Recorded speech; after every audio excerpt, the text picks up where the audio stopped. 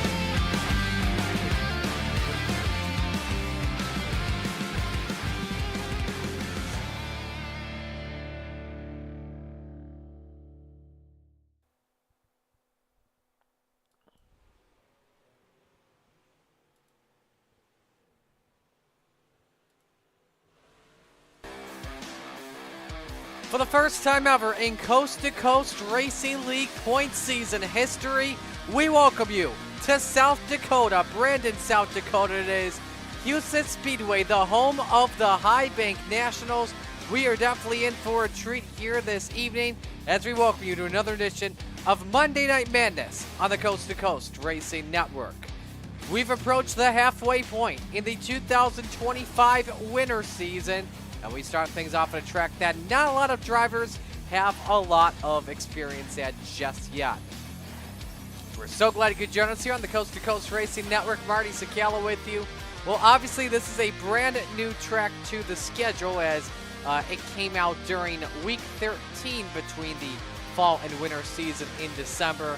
And this has been a fun track to drive on to see what it's like to go around this, I think a 3/8 mile racetrack.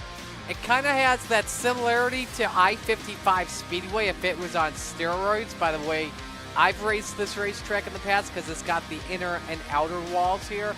But it's going to be a lot of fun. You'll see all grooves coming on in. It'll start out by going on the low side. Then in the feature, everyone's going to be ripping the top. It is going to be a fun one. And it says the same thing here, too, with the car count this evening.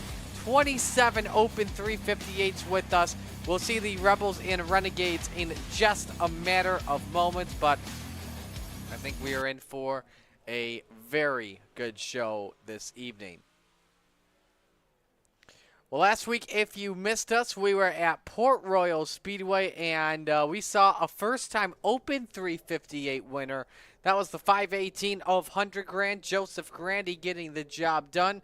Grandy's win with that moves him up to 4th in points, up 10 This is how the points look as we're at the halfway point in the season. Sam Bachman with a 24-point lead on Anthony Morano. Scott Rayom is third. Bachman has 289 points. Rayom has 227. Grandy fourth with 206. And a tie for fifth, Brian Dickens, Isaac Salas, each with 201. Obviously, there is a 2-drop limit this season.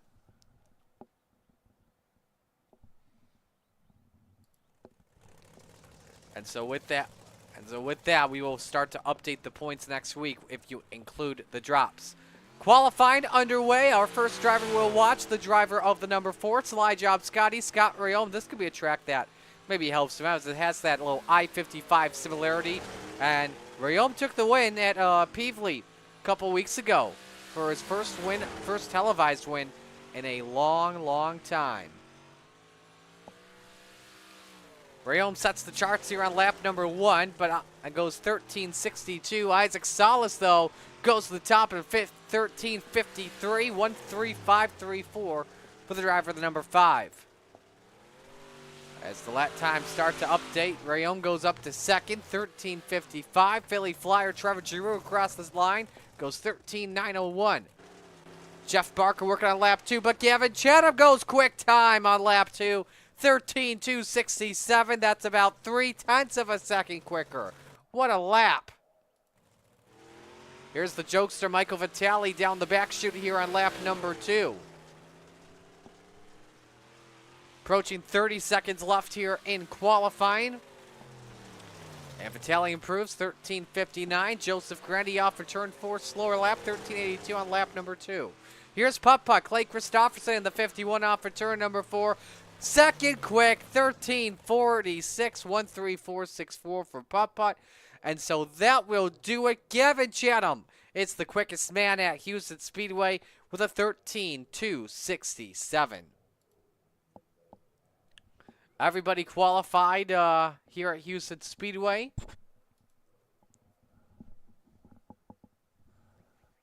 And so we're looking forward to a lot of good action here this evening.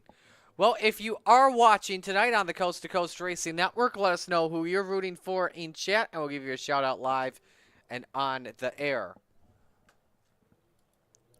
So heat race number 1 is set to go, brought to you by Gambler Motorsports, proud team of the Coast to Coast Racing League.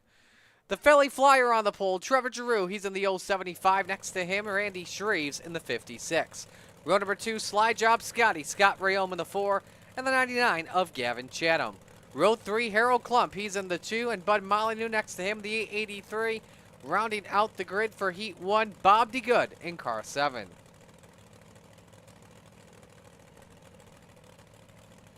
Winner will start on pole position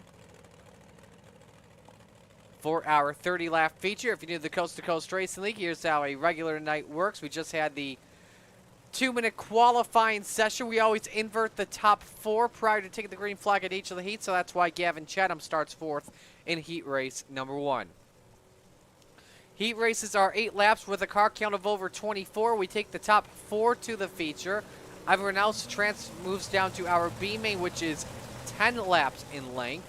And then we'll give you the specific amount of how many transferred to that. Then we have a 3-minute warm-up, and then our feature this evening is 30 laps for all divisions except for Renegades, 35. Heat 1, though, for the Open 358s is green. As Trevor Giroux hops the berm, contact with Randy Shreves, up the hill he goes. Giroux leads early, Chatham second, Rayom third, Harold Klump in the 4th position. Watch out for that berm in 1 and 2. That's going to bite a lot of people in the dust here. Gavin Chatham looking downstairs on Trevor Giroux for the race lead off in turn number 2. Can't make the pass work, but Giroux gives the 99 the lane. Can the 75 get bite on corner exit? He cannot. Chatham leads lap 2. Then he hops the berm. Giroux gives him a little bit of a bumper tap. Look how slick, though, this track has already gotten. By the way this track looks, it could be tough to devour the middle or the top. Shreves with the final transfer spot in. He hops the berm once again up the hill. Harold Klump takes advantage, but Shreves goes around. Front end gets up in the air, and now Bob DeGood says thank you very much, as Harold Klump had issues in 1 and 2. So Klump, Shreves, Molyneux all with problems, and it sounds like the 883 actually got involved in this accident too. Let's take a look at a... Actually, no, that was something separate. This is what happened after he came to the green flag with Molyneux. We did not notice this. And he just caught the wall. That wall can bite you easily. I've been a victim of it too many times. But white flag is out. 1 lap to go. Chatham leading. Trevor Giroux trying to test the top, and same with Scott Rayome. On board with the 75 of Trevor Giroux. He was looking for a chance in 3 and 4. As long as Chatham doesn't make a mistake, he's good. Off the corner, Gavin Chatham wins Heat 1 and is on the pole. Giroux second, Rayome third, to good fourth, Klump in fifth, Shreves sixth, and Molyneux in seventh.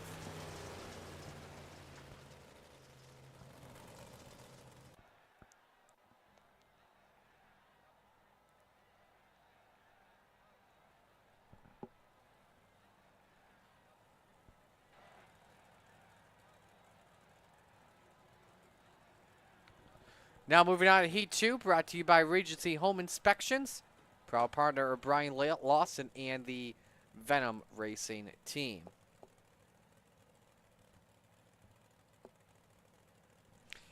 Mike Weida on the pole, the number 81. Next to him, the jokester Michael Vitale in the 213. Row number 2, that Magic Ant-Man Anthony Morano in the 32. Clay Christopherson in the 51. Row number 3, you've got the General Andy Patton in the 87, and Mason High next to him in the 89. Final car rounding out the grid, the 747 of Michael Vecchio. I'm sorry, the 247. I'm sorry. That gets me confused all the time.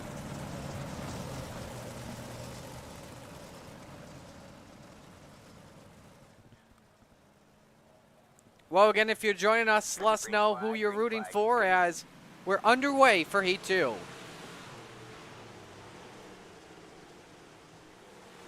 We have a stack up in the back, but it's Weida and Vitale side by side in a turn number 3 for the race lead.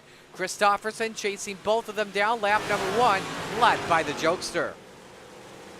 As he and Christopherson work on top, Mike Weida, like at the bottom, back in heat race number 1. Peaks downstairs for the race lead. Take you on board with Clay Christopherson for a full lap as he has the lane on. Weida moves up to second. You're not carrying a lot of speed here with the modifieds, up to 90 miles an hour. Sprint car is probably expecting just over 100 miles an hour. There he goes. Christopherson, putt downstairs for that race lead. Can he grab it from Vitale? Was second quickest in qualifying. Tries the slider, doesn't work though. Vitale off for turn 4. Good exit, and he hangs on to the top spot. Top 4 cars all under a blanket, all side by side around this 3/8 track.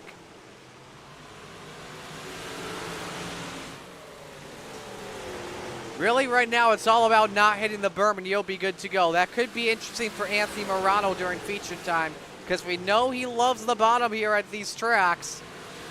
In the open 358s, he can't move up to third just yet. Mike Weida hangs on for right now. 2 laps to go in heat race number 2. Vitale or Christopherson. They both started on the outside lane. Winner starts second in our feature this evening. Remember, top 4 transfer to tonight's feature. Morano currently holds the final spot by 0.4 of a second on Andy Patton. Clay Christopherson off the pace. He had a bad 1 and 2. Leaves us in a battle for second. Michael Vitale takes the win in heat 2. For second, Christopherson, Morano, Weida. Patton 5th, Hines 6th, and Vecchio in 7th. But it's the jokester that pulls a couple of tricks up his sleeve on everyone else.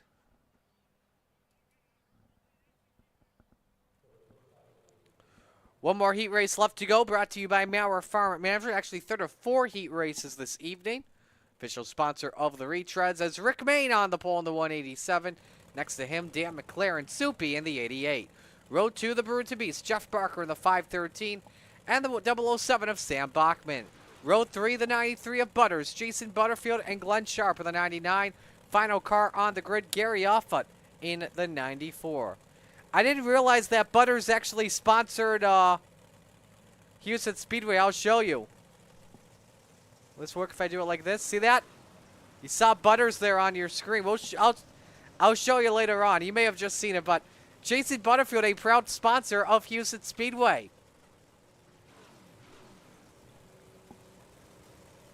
So, of course, he's getting his name out there, and probably the same with the micro sprint team as well as Junior.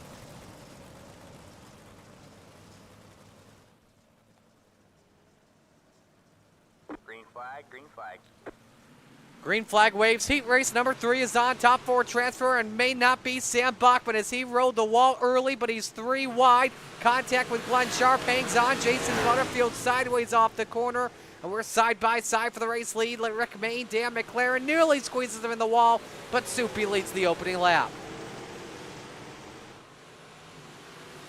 Bachman fighting back on Butterfield, wasted no time. Through he goes up to 4th past the Venom Racing driver. Now chasing down Jeff Barker in that 5:13 for P3.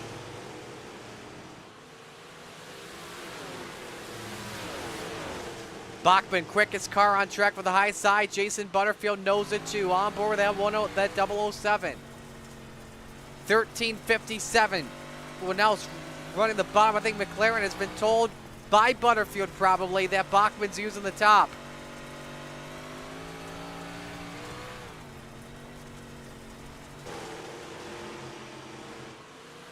Man that started 4th in this heat race, up to 3rd. Mayne may have seen him out the rearview mirror, so he's moved upstairs. Barker still trying to fight back on the low side. Nothing working out for him. Ooh, Mayne up in the wall in 3 and 4. He may lose 2 spots, maybe 3. Your best battle on track comes right here. Butterfield looking for a transfer spot in. Mayne, nice exit off for turn 2 as Butters follows that 187 car. Final lap underway here in this heat. Battle for 3rd, we're watching closely. Butters trying to pull off a stunner. You know who's going to win heat 3. It's Dan McLaren off for turn number 4. Wow, Rick Mayne edged out Jeff Barker for 3rd rather. Butterfield 5th, Sharp 6th off for 7th. Dan McLaren, though, your winner in heat 3.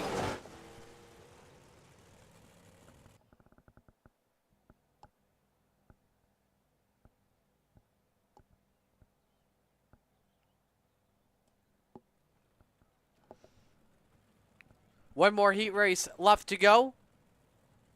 And here's a look at the starting lineup. Brian Dickens on the pole in the 122. Next to him, it's 100 grand, Joseph Grandy in the 518.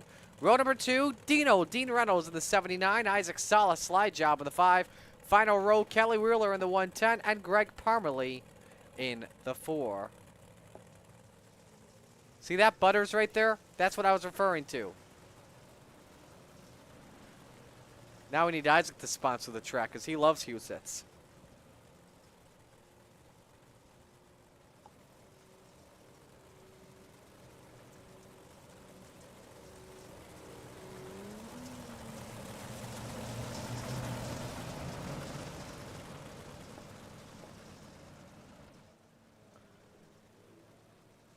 Going green this time.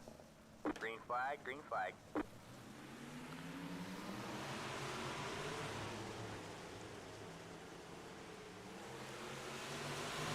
Grandy gets off to a good start. Dickens and Salas race for the 2nd position. Dean Reynolds with the final transfer spot in P4, lap number 1, led by 100 grand.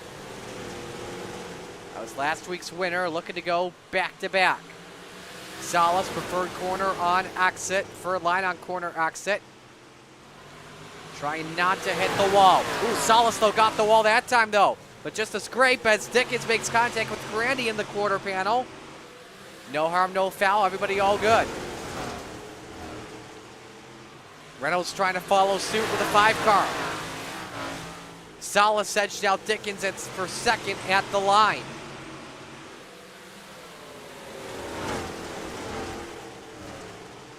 Dino with a slider. Close in on that 122. Now Salas moves underneath the 518. Can he grab the lead off for turn number 2? He cannot. Seems like for slide job right now, 1 and 2 bottom, 3 and 4 up top. Grandy's getting the same thing going. Salas nearly up on the wall though. Dickens trying to take advantage of it, but he cannot. Here comes the 5 car underneath for the race lead. We've got 2 laps to go in Heat 4. Dino with a final transfer spot in meanwhile by 3/10 on Callie Wheeler. Salas, though, up on the berm. Catches Joseph Grandy. The 518 hangs onto it. Still a 3-car race for the lead.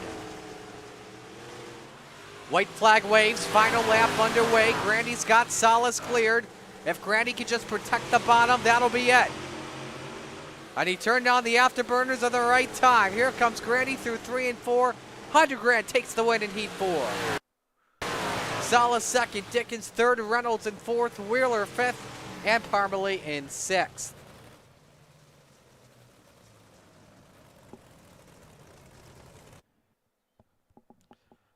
And so now it is B-main time. We've got 16 in. We are taking the top 8. Bottom 3 go home.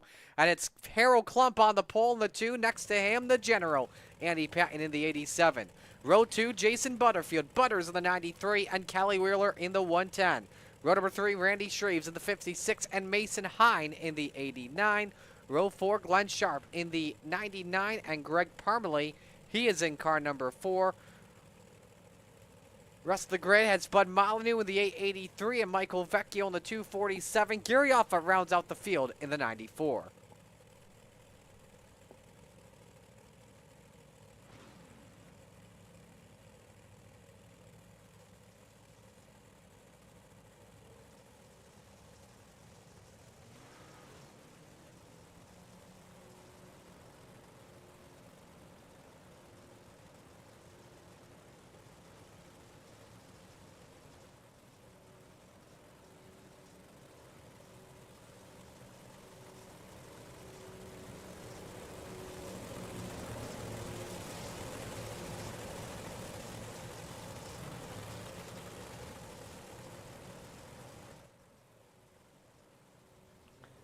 Go one extra lap here before we go green. Getting focused on the 8th place driver after lap 1. That spot belongs to Greg Parmalee to take the green.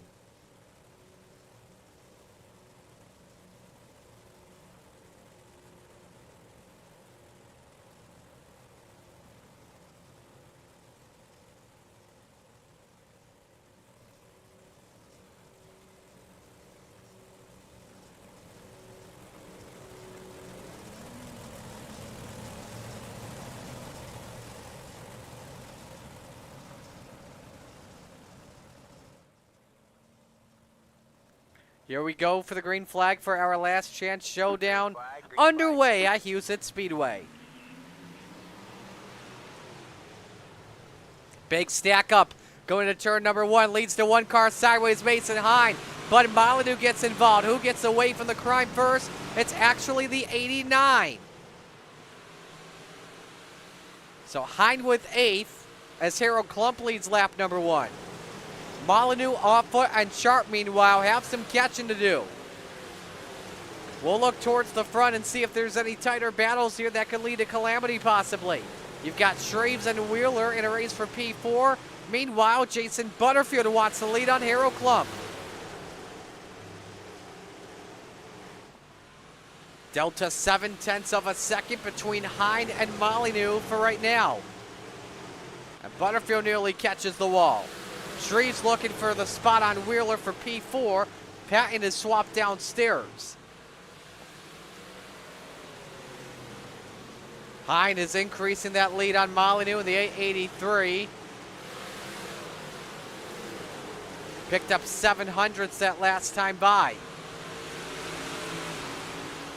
That's we're halfway home, 5 up and 5 down. Patton nearly making contact with Butterfield. He saw it on his onboard as he rides the bottom.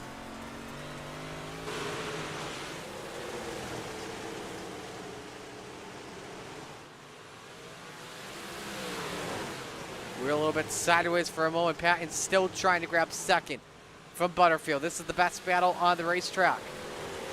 Meanwhile, Hines put the lead up to about a second. In fact, Patton that last time by, quickest lap of this race, 13:73. So that low side may be starting to come together. Butters actually just ran a 13:73 on the high side. Not the best lap, but everything's coming in handy. Patton up on the wall, hangs onto it in that number 87. Other races, Parmalee Vecchio high in a 3-car race for 6th. Final lap already underway here. Wow. This is a very quick racetrack. I wonder what it's going to be like for the sprint cars tonight. Here comes Klump off for turn 4. Checkers wave. He wins the last chance showdown. Butterfield 2nd. Patton 3rd. Wheeler 4th. Shreves 5th. Parmalee 6th. Vecchio 7th. Hine 8th there in the show. Molyneux 9th off for 10th. And Glenn Sharp 11th. They all go home. So we will step aside and go to break. But first, our next charity coming on up here on the Coast to Coast Racing Network. Here it is.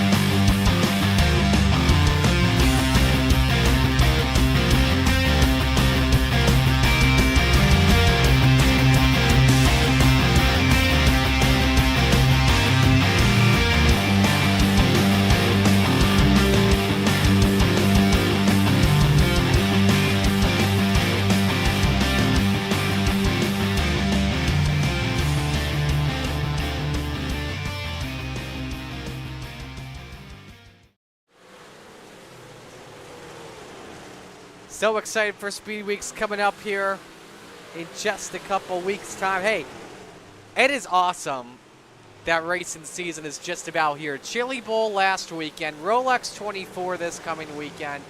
Next weekend we get the Clash. Then the weekend after that it's Super Bowl weekend. And then we've got the Daytona 500 Dirt Car Nationals weekend, also a part of that too.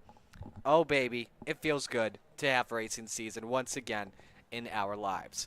Alrighty, first feature of the night. Let's meet the field and give you the RSN trackside starting lineup. On the pole, Gavin Chatham. He's in the 99. Next to him, it's Michael Vitale, the jokester, in the 213. Row number 2, Dan McLaren, Soupy in the 88. And Joseph Grandy, 100 grand in the 518. Row 3, the Philly Flyer, Trevor Giroux in the 75. And Clay Christopherson, Putt-Putt in the 51. Row 4, Sam Bachman in the 007, and Slide Job, Isaac Salas in the 5.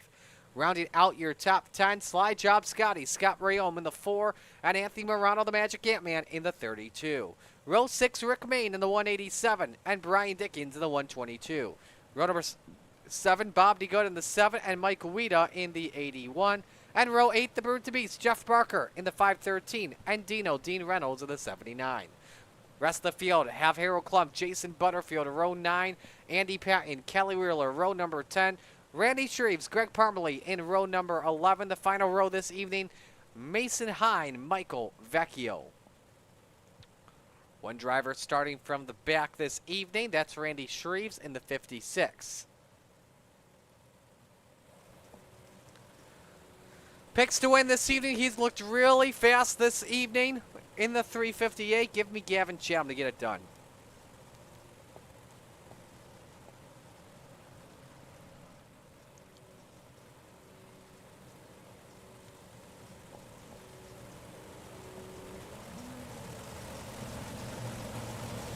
Steve King Foundation pace car pulls on the pit road.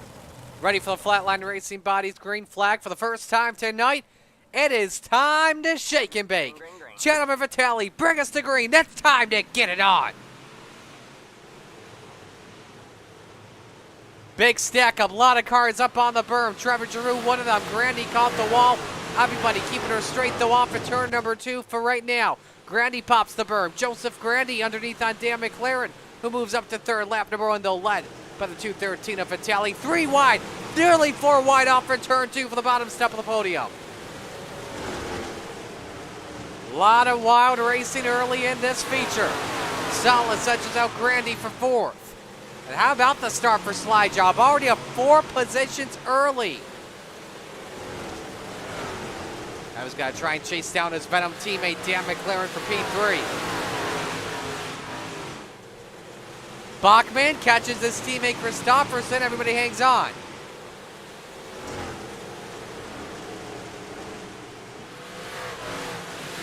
Chatham trying to catch Vitale. Anthony Morano up 2 spots early under P8. Bob DeGutt is spun out in the 7. He gets her back straight. No caution. We stay green. Chatham trying to chase down Vitale. Meanwhile, Salas all over McLaren.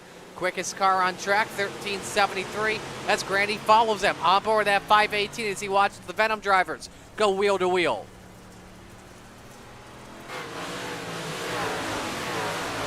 McLaren edging out for 3rd for now. Salas catching the berm with the left front up the hill for a moment.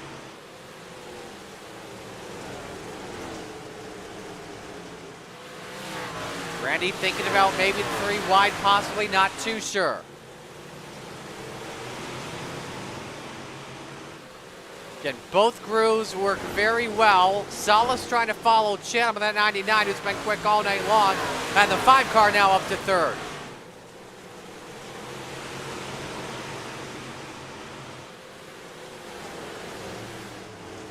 Take you on board for the back of the 99. Now McLaren up to P3. And Chatham tries to pull away from both of them, as well as Grandy and Christopherson. We're 10 laps in. Vitale the leader by a second on Gavin Chatham. Let's pull up the 5-lap average for the first time this evening and show you who the quickest car on track is right now. And I think I got a good feeling on who it is. Everybody. I think when you look at the times, though, has to be Morano in that 7th place car up 3 spots early. But look at this mess for P2.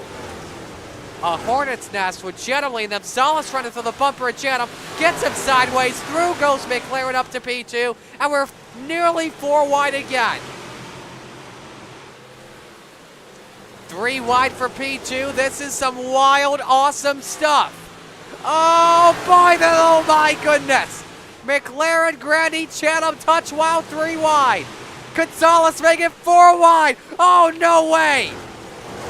Salas has to left. This is insane stuff right now. This feels like Lima Land all over again. This is a 9-car battle for P2. From 2nd to 8th is 1 second. This is crazy. Bachman in the wall across the line. He made contact with Salas, hangs on to it.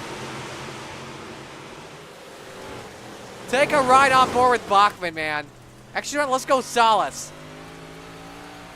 Closes in on Chatham, looks underneath. Further back with Rayome. Everybody looks like they've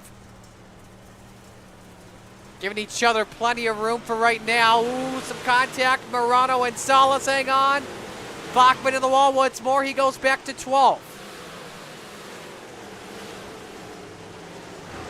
3-car race for P2. McLaren, Grandy Christofferson.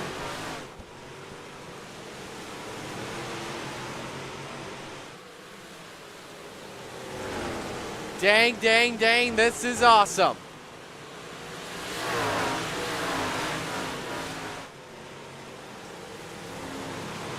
Grandy trying to move up to second with a good exit. Oh, contact with McLaren. Everybody hangs on. 10 laps to go here at Houston Speedway. Vitale leads by 2.5 seconds, and he's the quickest car on track alongside Putt-Puck Christofferson. There is great action all around the Houston Speedway. 3 wide once again. Chatham in the middle. Murano and Salas both chasing after him. Salas ripping that top, has to back out of it. On board with the 5-car. Lost some time there to Chatham and Murano in 1 and 2. May lose some more. He's up on the wall. Up on 2 wheels. Hang on to it, Isaac. Oh no, the steering's bent. Stops. Yellow flag is out with 7 laps to go for the first time in this feature. And that is not what you want if you're Vitale. A 3-second lead is gone.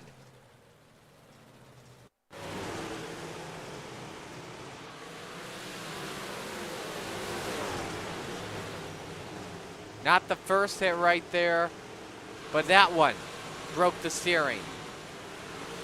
Had to put her to a stop.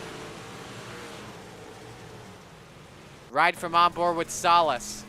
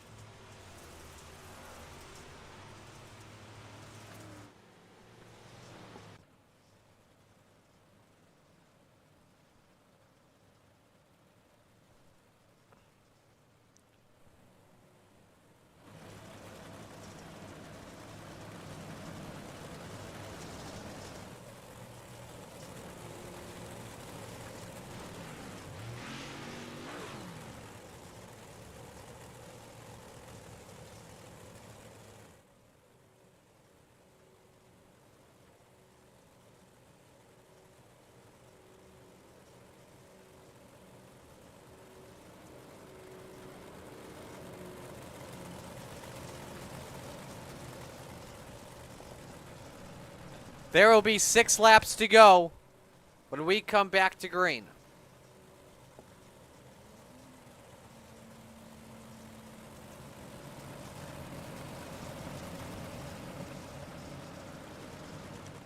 Can Vitale hang on, get his 4th ever win in the Open 358 Series? We're back to green.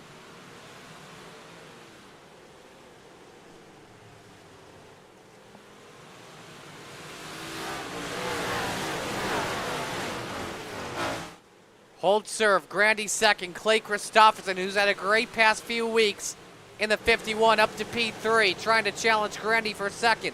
5 fingers in the air, 5 laps to go.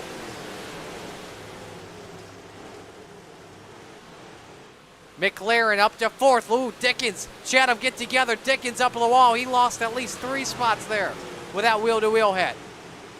Puts him back down to the 10th spot.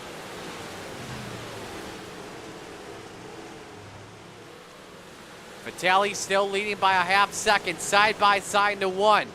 Murano and McLaren for position.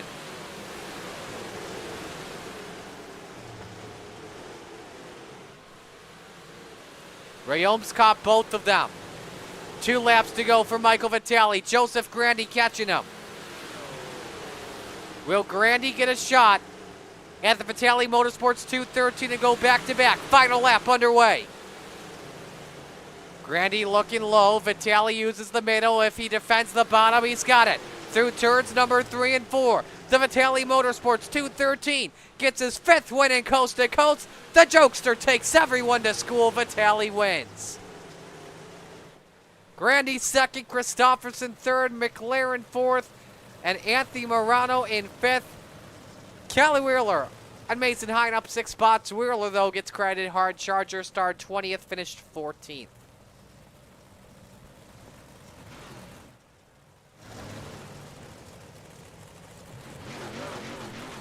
A great race, only one caution by the Open 358s. Give it up for them. They put on a heck of a show, unless it was out in front where Michael Vitale just checked out from everyone with class. Morano up 5, Butterfield finished 13th up 5, Wheeler up 6. Mentioned Hind up 6, Isaac Salas without question, heartbreak of the race.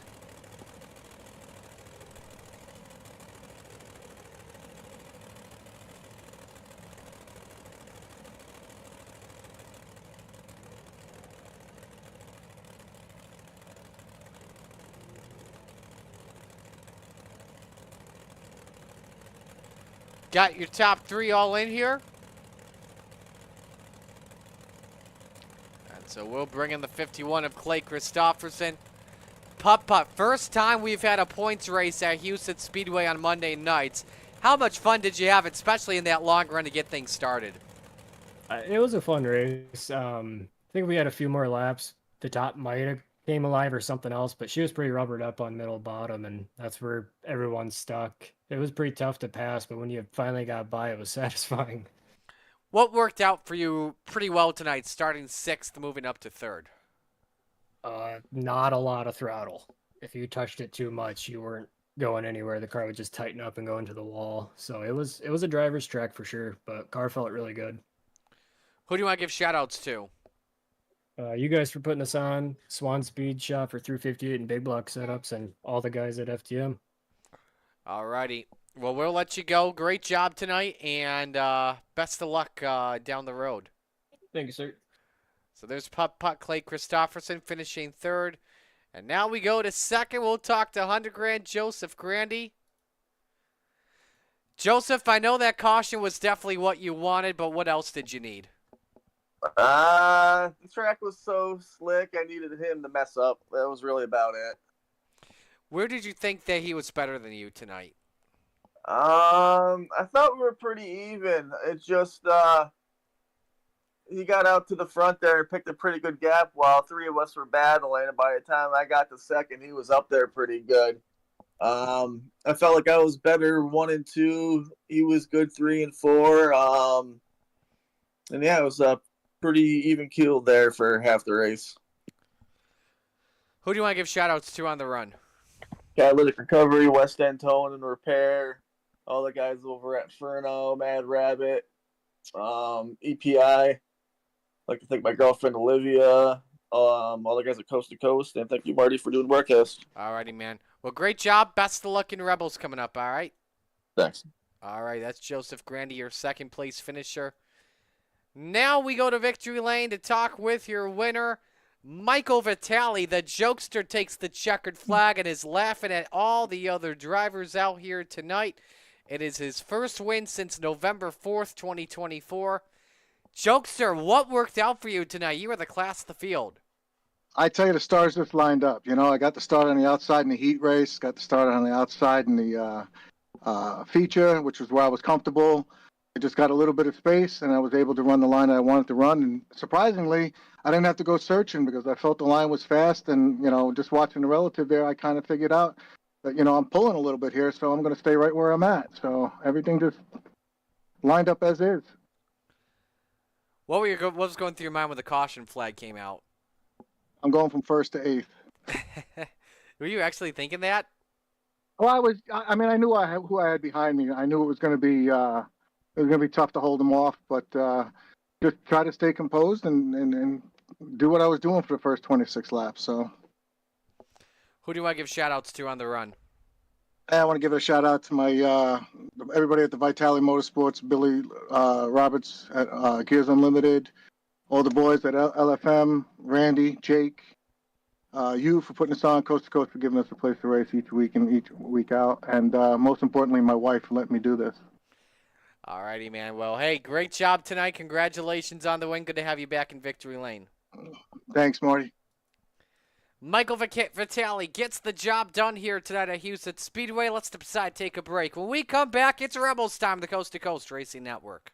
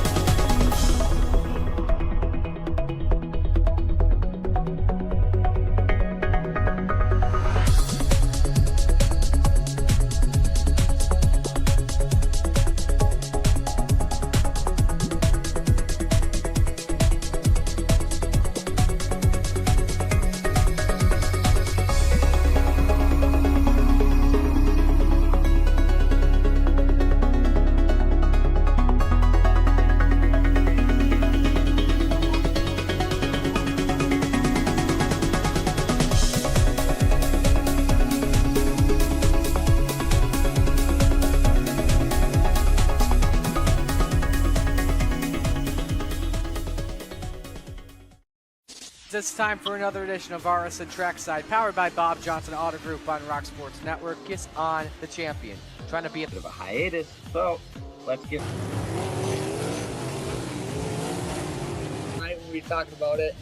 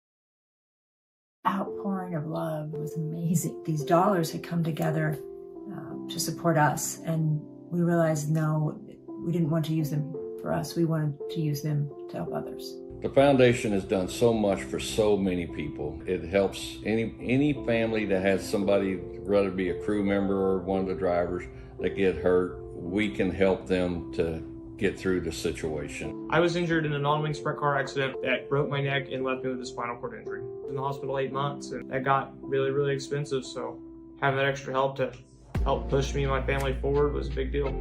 I was involved in a pretty gnarly sprint car crash. Found out my brain was swelling and bleeding. Pelvic bone was broken. I had 2 cracked vertebrae on my back, and I was in the ICU a little over a week. The Steve King Foundation reached out to my parents. We received a donation from them. Immediately, they started me on what's called neurofeedback, and insurance did not cover the neurofeedback appointments. So we received another donation from the Steve King Foundation. It really helped a lot, and I just want to say thank you. Thank you from the bottom of my heart to the Steve King Foundation for everything that they have done for me.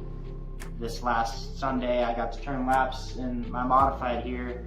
That was my first laps back in a race car since the accident, and I truly believe that if it wasn't for the Steve King Foundation, I wouldn't be able to do that or be where I'm at today. Yes, Steve's death is the reason the foundation exists, but it's Steve's life, and it's the lives of racers everywhere, is the reason we're able to do the work we do.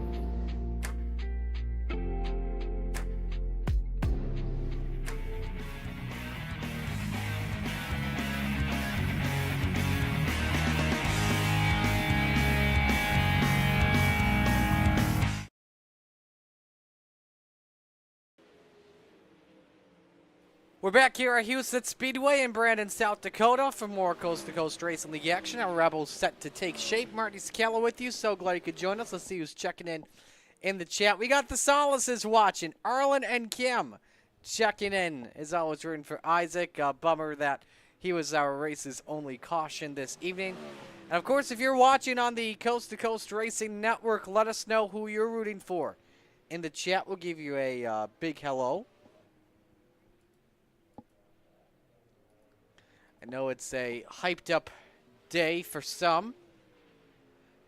In the Western New York area, it definitely is, with the Bills finally getting over the AFC divisional hump and taking on them. The team in red and white from some place in central U.S. I don't know. All I just know is I won't be having any barbecue this week. So I had my barbecue last weekend. So just to make sure I don't have any more. So anyway, qualifying underway for the Rebels division. Pull up lap times here on your screen. First driver we'll watch is Brandon Templeton in the 31. Now we saw 13-second times with the Open 358s. What will we see in Rebels and Renegades this evening? B-Temp sets the bar, 11:035 for Brandon Templeton. Here's Joseph Grandy making his way through turns number 3 and 4. Second lap time, slower for Templeton. Second lap for Joseph Grandy, better, 11:198 for the driver of the 518. Andy Patton third. Here comes Christopherson off at turn number 4. He goes to 6. Roger Craig, quickest of anyone in Sector 2, 11:26. So let's see if Sector 1 is in the green for the Bassman. It's not going to be good enough. 11:58 on lap 2. McLaren up to second on lap 1. 11:16, second lap. Better in Sector 1. Is this a better lap for him, though? It is 11:159. Stacy Elmore, Gary off at the final 2 cars to qualify. Here comes Elmore off at turn number 4. Better in Sector 1, off in Sector 2. 11:248 his time in 5th.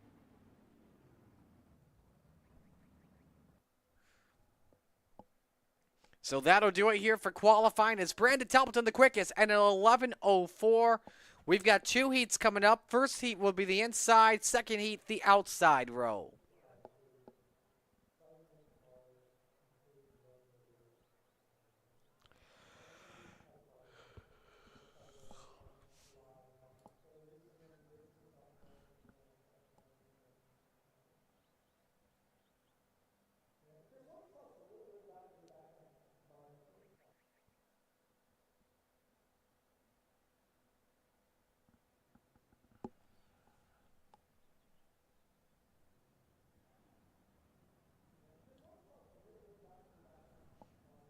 So ready to go for heat race number 1.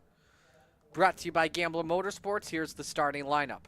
Andy Patton, the general, on the pole position in the 87. Next to him, Stacy Elmore in the 307. Row number 2, 100 grand, Joseph Grandy in the 518. And B-Temp, Brandon Templeton in the 31. Row number 3, Devo, Donovan Ross in the 5, and Mason Hine in the 89. Final car on the grid this evening is the mayor, Steve Bixler, in car number 75.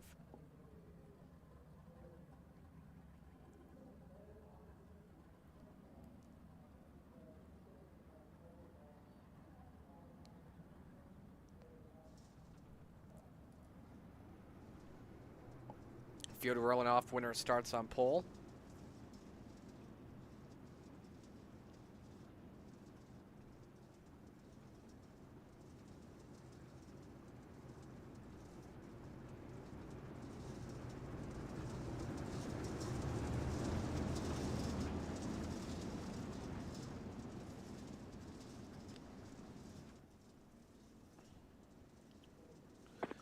Winner starting on the pole this evening. We are green for heat 1 of 2. Good start by Andy Patton. 3 wide for second. Ross and Templeton touch on a big crash. Templeton on 2 wheels. The same with, I believe, Mason Hine in the 89 it is. And now we got Donovan Ross up on the wall. Again, everyone makes it in the show because our car count is under 25. Patton continuing to lead. Joseph Grandy, though, trying to catch up. He's the quicker car on track, 11:38 at the moment.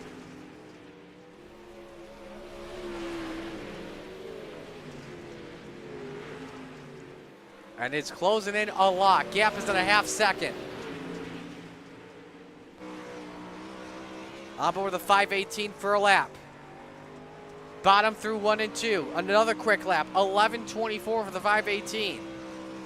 Patton's lap times are not counted because of his internet connection blinking in and out. However, though, the laps are counting. He's just not getting times from it.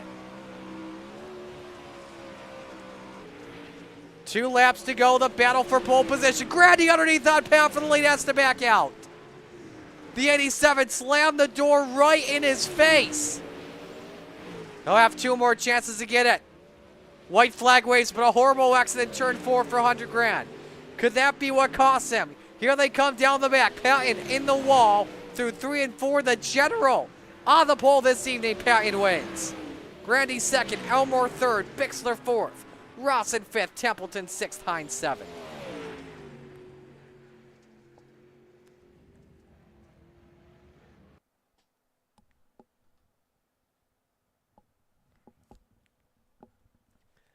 Second heat race, brought to you by Regency Home Inspection. This is how the field lines up.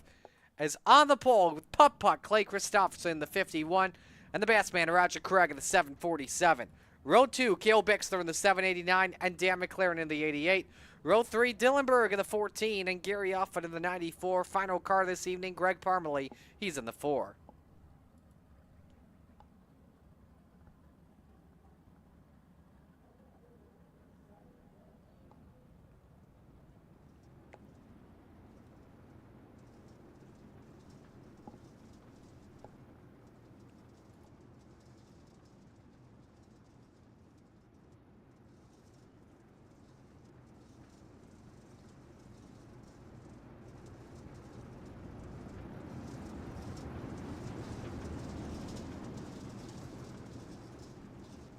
So this will determine the outside row for tonight. Christopherson and Craig will bring us to green for heat race number 2. Time to kick the tires and light the fires. Here we go.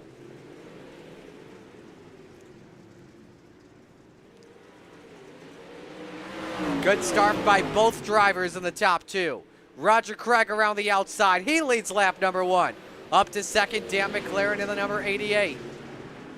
Cale Bixler rounding out your top 4 at the moment, but all drivers, remember, are transferred in the show regardless. This will determine the outside part of our feature. So winner starts second tonight. McLaren low sideways in the center of 1 and 2.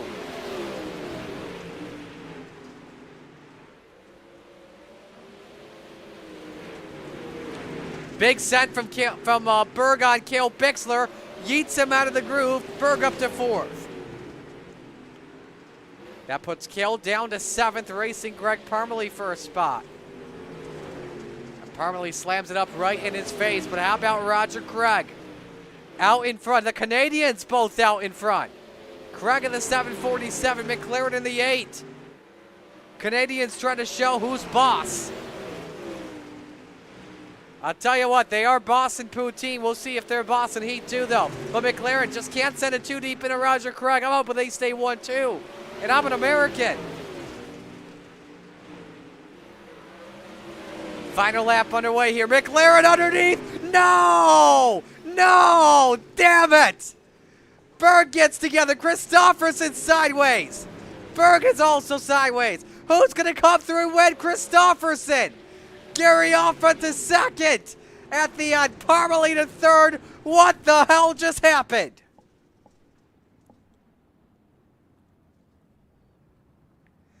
I had a feeling that was going to turn out ugly. We'll show you real quick before we go to break.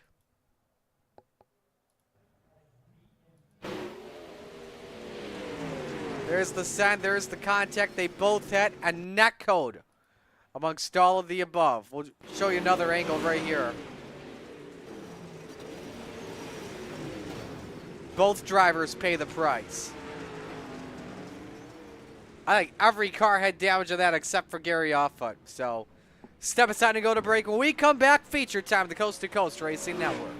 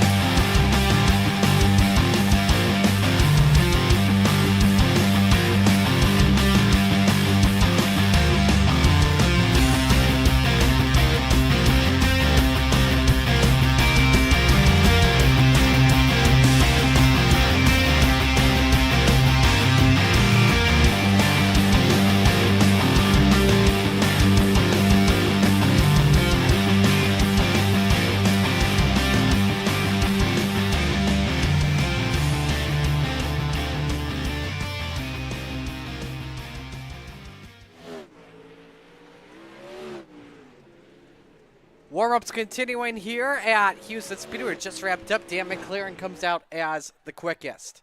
Time to go racing for the Rebels at Houston Speedway. Let's meet the field and give you the RSN trackside starting lineup.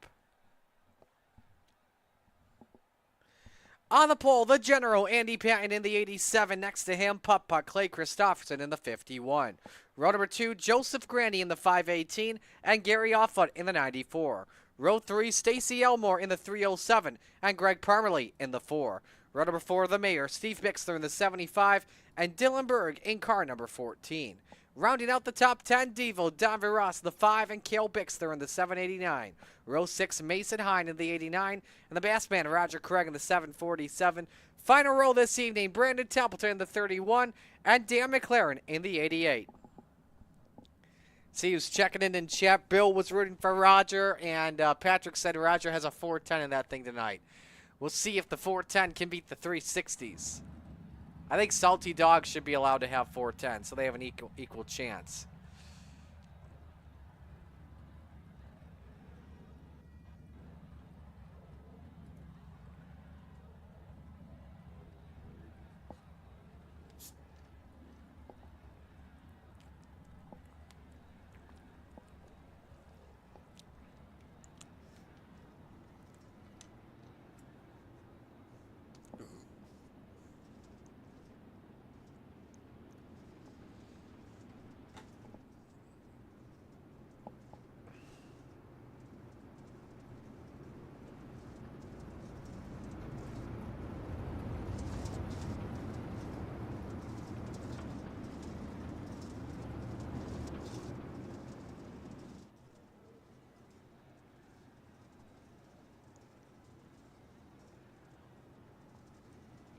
One lap to green this time by. Picks to win. I'm going to go with Putt-Putt this time in the 51. See if that outside line can work once again.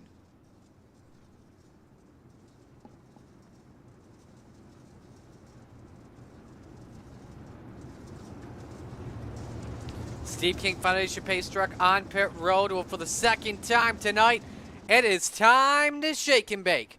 Andy Patton, Clay Christopherson, bring us to green. It's time to get it on.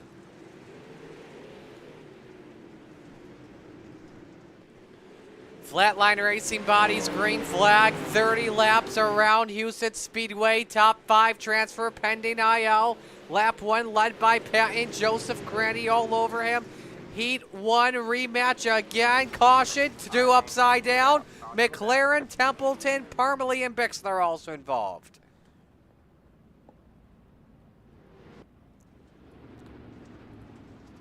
Show you what happened. Let's bring out our first caution of the night. Contact between Bixler and Parmalee, down to traffic. Big licks by McLaren and Templeton. Let's go on board with B-Temp.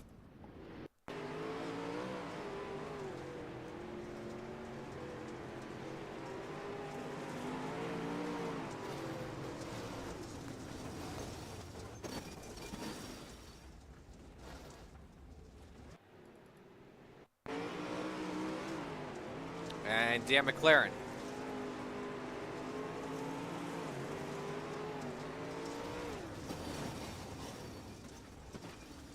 That is a big hit the number 88 took.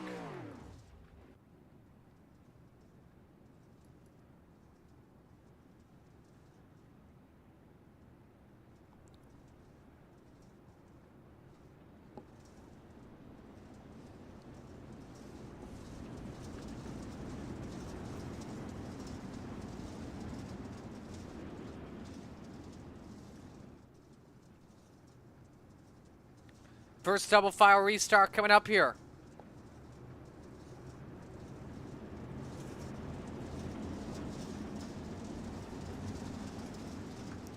Patton selects the bottom, back to green. Green. Christopherson underneath for second. Pass does not work. 3 wide for the lead. Joseph Grandy Top shelf where Mama hides the cookies. Goes to the point. Christopherson low for second, but he's got to be careful about Patton's internet. It's either his internet or his CPU. It's always one or the other. Patton up on the wall. The 51 car up to P2. Patton third, off for fourth, Elmore fifth. How about Roger Craig, the Bassman? Started in 12th. He's, oh, damn it!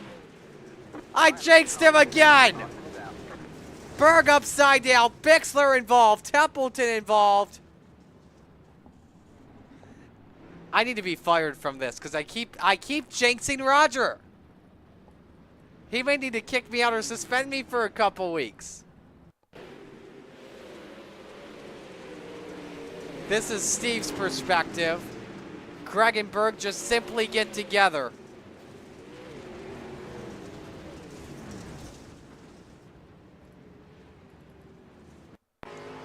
Right on board the Bassman, who was looking for the 6th position. There's the wheel-to-wheel contact right there. That was actually for 5th.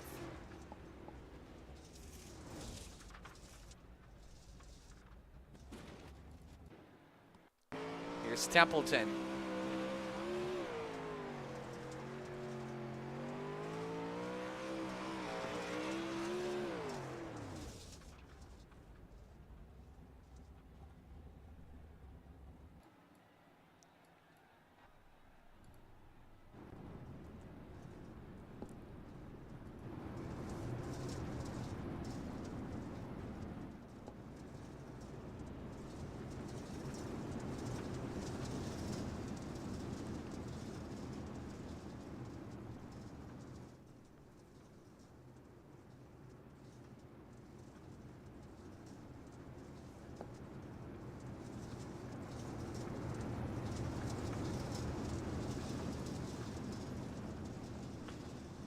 Lap number 6 of 30 coming to lap 7. Final double file restart underway.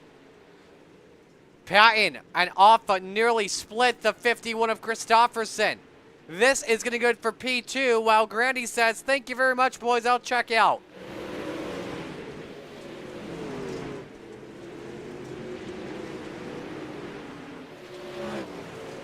Offa up to 3rd. Patton and Ross side by side for 4th. Devo started 9th. He is in a transfer spot to Renegades pending IL. Here comes Dan McLaren as well in that 88 trying to fight back. Take a look at the onboard. It's got to be tough with the dust as well as that sun beating down on you. Remember, this is from a fixed camera. This gets no dust on the lens. If you look at a cockpit cam, you would easily see the dust on the lens. We're 10 laps through. Build up and the visibility would be a lot tougher like that. Easily can tell Joseph Grandy, quickest car on the track as he's about to put a lap here on Roger Craig. Actually, get I think maybe 2 or 3 laps. Oh, contact there.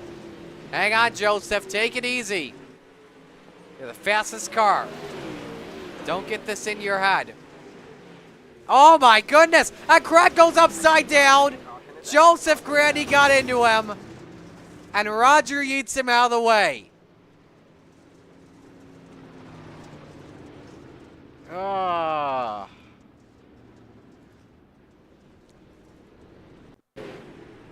There's a little bit of a balance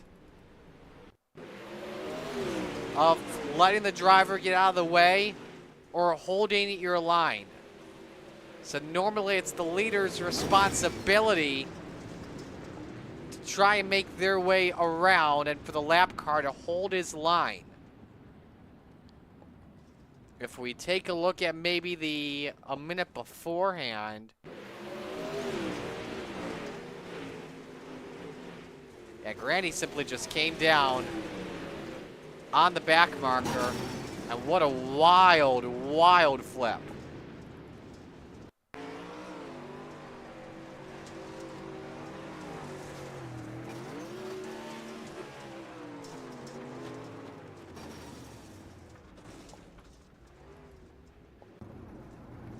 I'd have to watch that one once again, just without commentating anything. Just watch that when I'm not broadcasting to get a better perspective on it. But I got a good feeling both sides will not be too pleased at each other.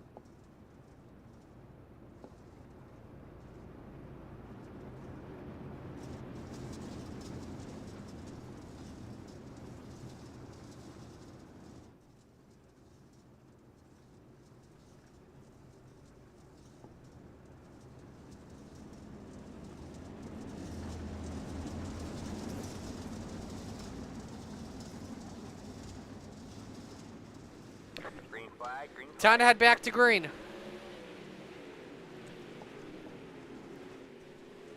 Grandy leading, Christopherson second, off in third, Patton fourth, and Ross fifth. Offutt doing a good job hanging on to a podium spot for right now. Would be one of his best finishes if that were to stand. Yellow waves, and I believe it's for Dan McLaren in the 88 as he had just jumped to the pits. Oh, it could be Mason Hine too, I think. Let's watch. It could be both of them.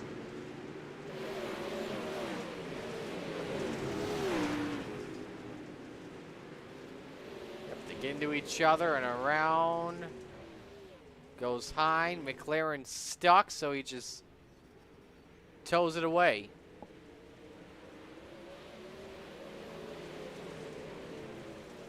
Right on board with the 88 car.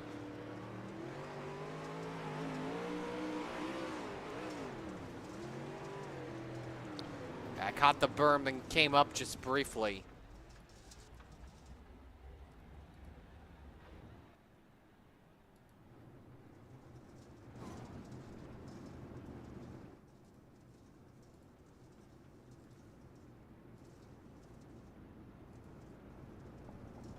So, Gary's best finish in the Rebels division has been fourth that came at Eldora a year and a half ago on July 10th, 2023. He's only been able to transfer to the Renegades one other time, and that was last April at Eldora when he finished fifth.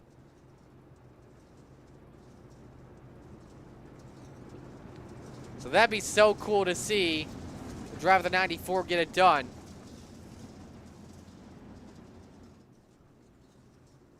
His best finish on dirt is second in a 3:58 at Lernerville in a sprint car, third at Knoxville in 22. In case you're doing the research. Green, green, green. Green flag back out. Grandy's led just about nearly every lap of this race. Patton led the start, then took the lead away. But what does the damage on the front do for the contact with Roger Craig? Opens the door for Christopherson underneath for the race lead off for turn two. He's got it. Putt to the point. Grandy, contact with the wheel. The 518 bikes. He may be done. Puts her to a stop. No caution. He toes and we stay green.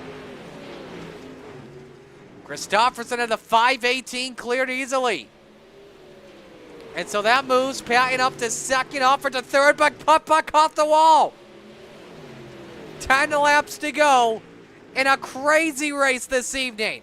And now Patton is back in the hunt. 5-lap average once again with 9 to go. The 87, the quickest car on track.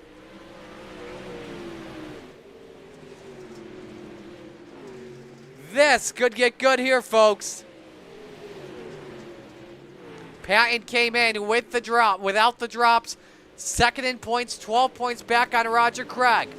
This would be a big day to take advantage of this opportunity. But he's just getting two sideways, though, off of turn two.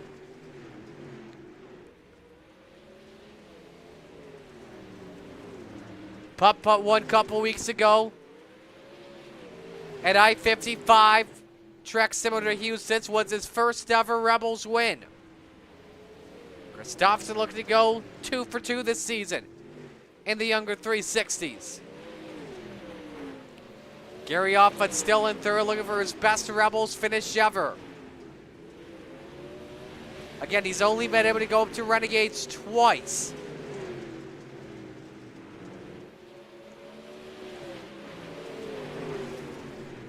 Three laps to go for Clay Christopherson. Donovan Ross battling Stacy Elmore for the fourth spot. And now it's down to 2.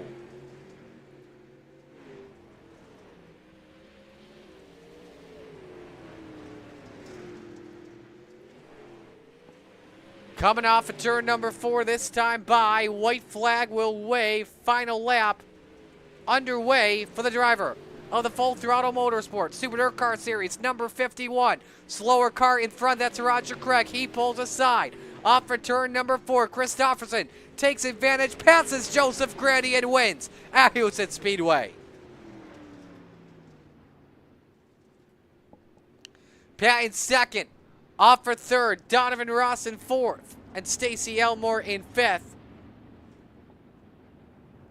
Elmore with a great finish. I don't believe he's ever advanced into Renegades before, but Gary Offutt gets to make it to Renegades for the second time pending IL. How about that? Biggest mover this evening, up 5, Donovan Ross from 9th to 4th.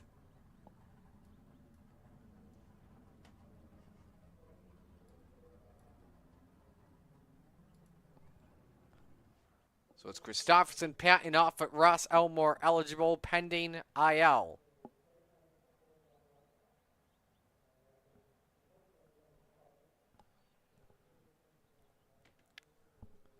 So that's how they look. Gonna get the rest of the top 3 on in here.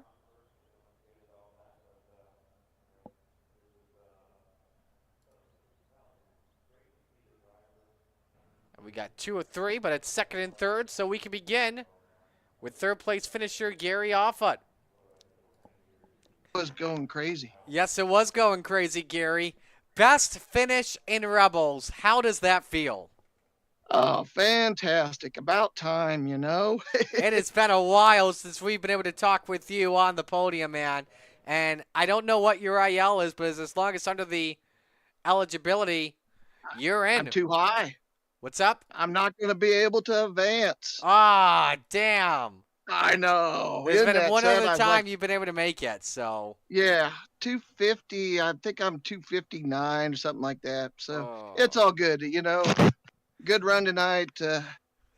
I want to thank Devo and Greg for all their help during the race, and Jack and Keith and all of them. They've been helping as well. So I want to thank the C2C guys as well too, and Marty for you putting this on, man.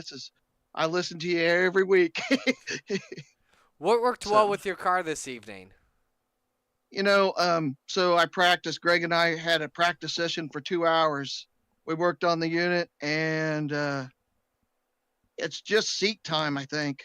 It's just crazy, but seat time. We tried all kinds of different things. We've been jacking with my audio, and I think that's the big thing. So. Well, hey, all worked out for you well at the end. Congratulations, Gary, on a third. Well done. We'll talk to you next week, hopefully. All right. Sounds good. Gary Offutt, best Rebels finish in third. Let's go to Andy Patton, the general finishing in second. Andy, a great run for you tonight, though. That's for sure, regardless. What more did you need? A little more concentration. Toward there, I was running bottom, and I think I was catching them, but I kept missing it. You know, if you miss it, you lose a ton right there. So, well, hey,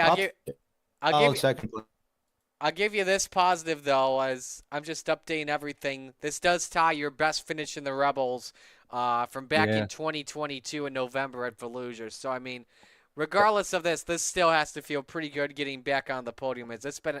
I mean, I know we talked to you a couple weeks ago, but back-to-back finishes in the top 3, that's got to feel good. It does. It does. Thanks, Marty. I appreciate that. Who do you want to give shout-outs to?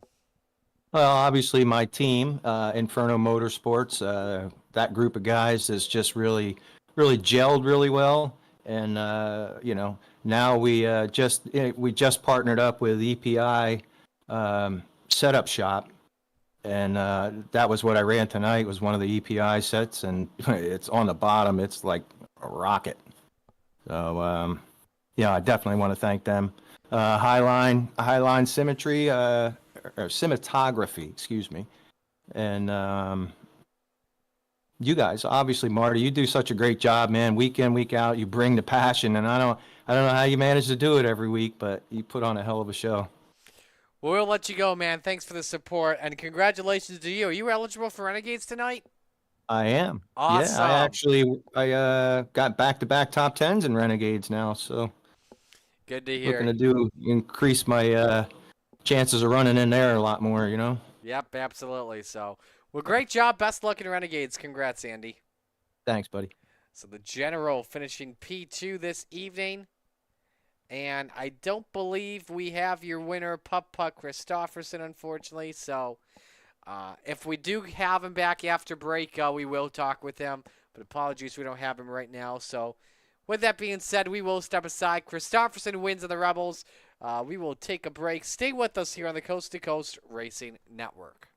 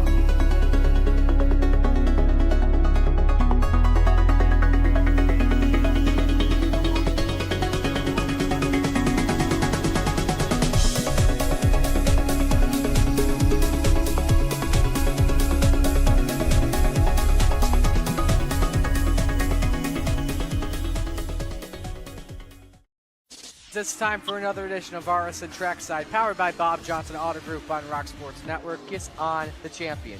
Trying to be a Bit of a hiatus, so let's get. Right when we were talking about it.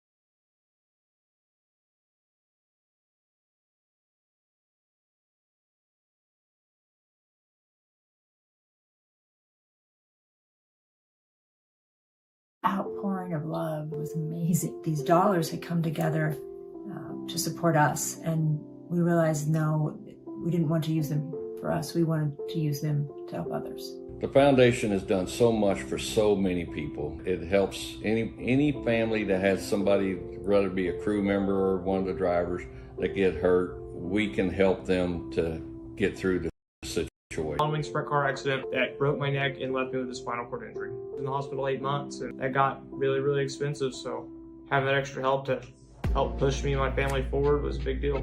I was involved in a pretty gnarly sprint car crash. Found out my brain was swelling and bleeding. Pelvic bone was broken. I had 2 cracked vertebrae on my back, and I was in the ICU a little over a week. The Steve King Foundation reached out to my parents. We received a donation from them. Immediately, they started me on what's called neurofeedback, and insurance did not cover the neurofeedback appointments. So we received another donation from the Steve King Foundation.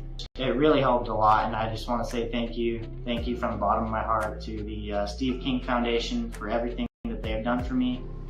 This last Sunday, I got to turn laps in my modified here. That was my first laps back in a race car since the accident, and I truly believe that if it wasn't for the Steve King Foundation, I wouldn't be able to do that or be where I'm at today. Yes, Steve's death is the reason the foundation exists, but it's Steve's life, and it's the lives of racers everywhere, is the reason we're able to do the work we do.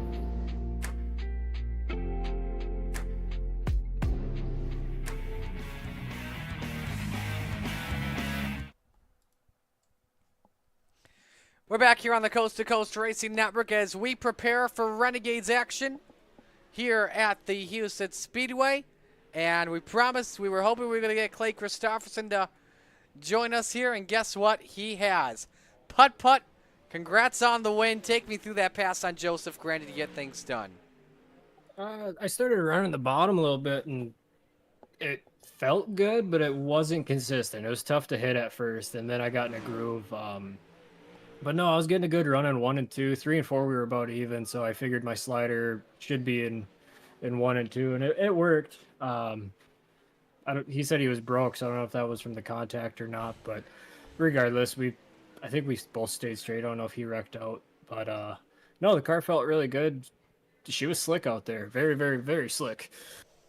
Yeah, I was looking back at that contact. You pretty much had him cleared. I think when he just got into you had him cleared, and then in the wall he went, and then had to take a tow. Okay. So, but where did you feel that you were better than everyone else tonight? Towards the end, I felt more consistent on the bottom. I felt like that was faster because of the consistency, but I feel like the top 1 and 2 was still a rocket ship up there. It was just a very fine line from that and death. Well, what do you expect now for Renegades? Survive, because I probably won't be lucky enough to start up front like I did in that one. So middle of the pack to the back, it'll be survive. Who do you want to give shout outs to on the run? All the guys at FTM, you guys for putting this on, and Swan Speed Shop for 358 and big block sets. Alrighty, man. Well, congrats on the win. Not bad. 2 Rebel starts this season and 2 Rebel wins. Best of luck tonight in this one. Thank you, sir. Clay Christopherson was your Rebels winner this evening. Okay. I just got his text, by the way, that he was totally spaced out after during his little break. So, practice is in the books. Isaac Salas quickest, 10:61 his time.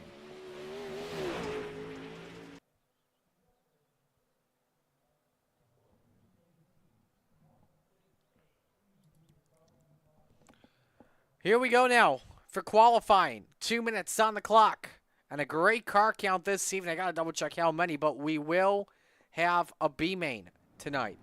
We'll watch Jack Clevenger in the 78, first driver that comes onto the track.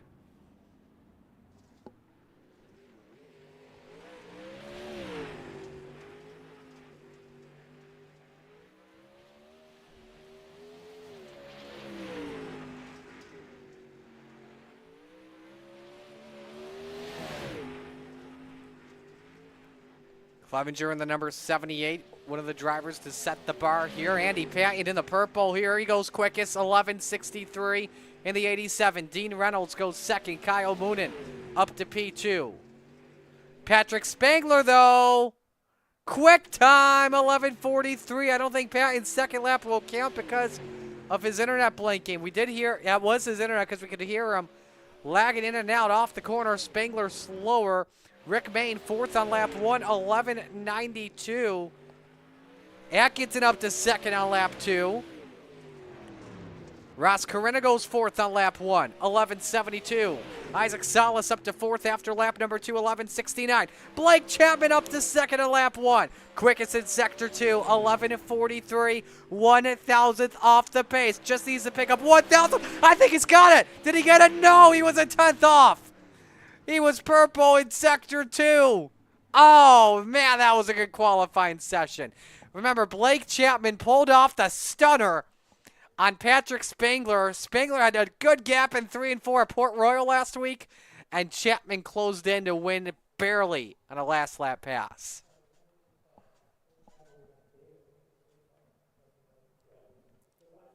So we've got 25 drivers with us tonight, so we will have a B main. One driver is going home.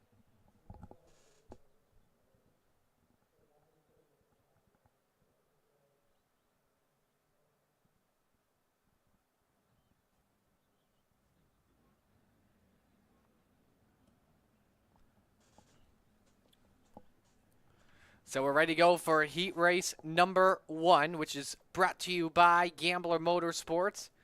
Here's the starting lineup. Is on the pole, the Money King, Kyle Moonen in the 24. Next to him, it's Sly Job, Isaac Salas in the 5. Row number 2, the high side, the Pink Panther, Jesse X in the 127. Next to the high side, Banger, his teammate, Patrick Spangler in the 39.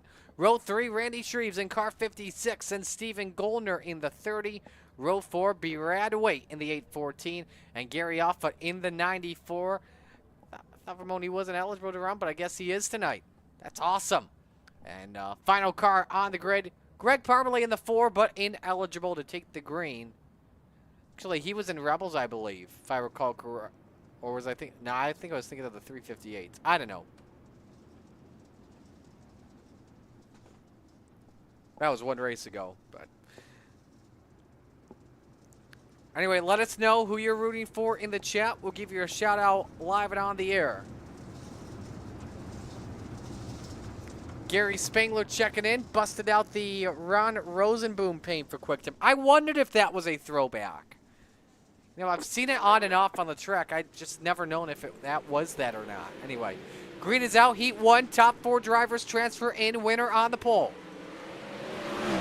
Good start for Kyle Moonen, the Money King, into turn 3. Salas around the outside of Jesse X into second. It's Moonen leads lap number 1. Patrick Spangler around the outside, trying to move up to P3. Oh, man!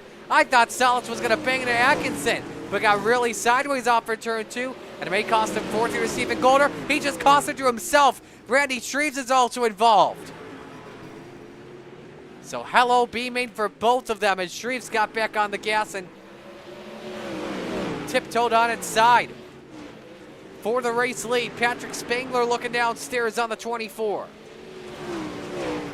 Spangler quickest car on track, 11:79 last lap, dead even at the line.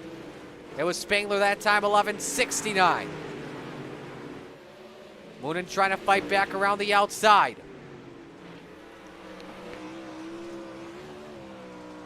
Seeing the lap times pop out on your screen. We've got 3 laps to go. Spangler starting to pull away from the number 24. He wants one back badly. Atkinson 3rd, Stephen Goldner 4th. A lot of breathing room between him and Brad Waite at 1.7 seconds for the final transfer spot. But Spangler's turn on the afterburners, final lap underway. Great exit off of turn 4, though, for Kyle Moonen. Needs a perfect 1 and 2 to have a chance at it. Maybe even a perfect 3 and 4. Moonen may have something for Patrick Spangler, but Spangler guards the top. Spangler wins heat 1. Moonen 2nd, Atkinson 3rd, Goldner 4th, Waite 5th, Offutt 6th, Salas 7th, Shreves 8th. So because of no Parmalee from the looks of it,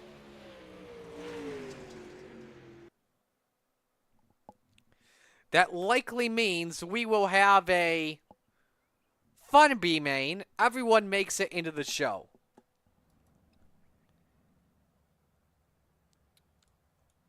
Heat 2 brought to you by Regency Home Inspections.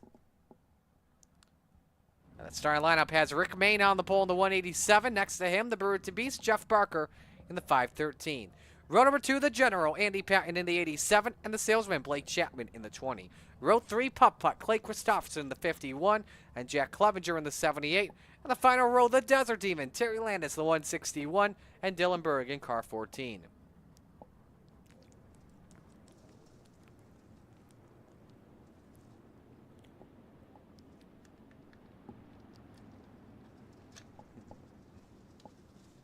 No call to grid either for Dylan Berg.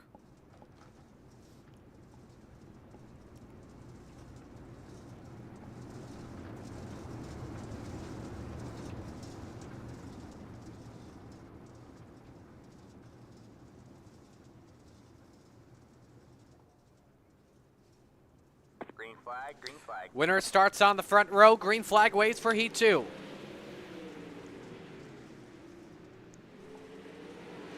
Main clears Patton early. Jeff Barker fell back a lot. Started second. He's all the way down to 5th. Christopherson up to the final transfer spot as Main leads lap 1. Blake Chapman, the Salesman, last week's winner on a last lap pass of the Renegades downstairs on the General for P2. Edged him out the line there. And has a quicker car right now than Rick Mayne, 1171 to 1184. Both of them running the same line. Side by side for 5th in the back. Clevenger trying to get past Jeff Barker. On board with car 78. Trying to gather some momentum off of turn 4. Meanwhile, up the hill went Andy Patton. Christopherson trying to close in, but it's down to a half car length between the top 2 on board with Maine.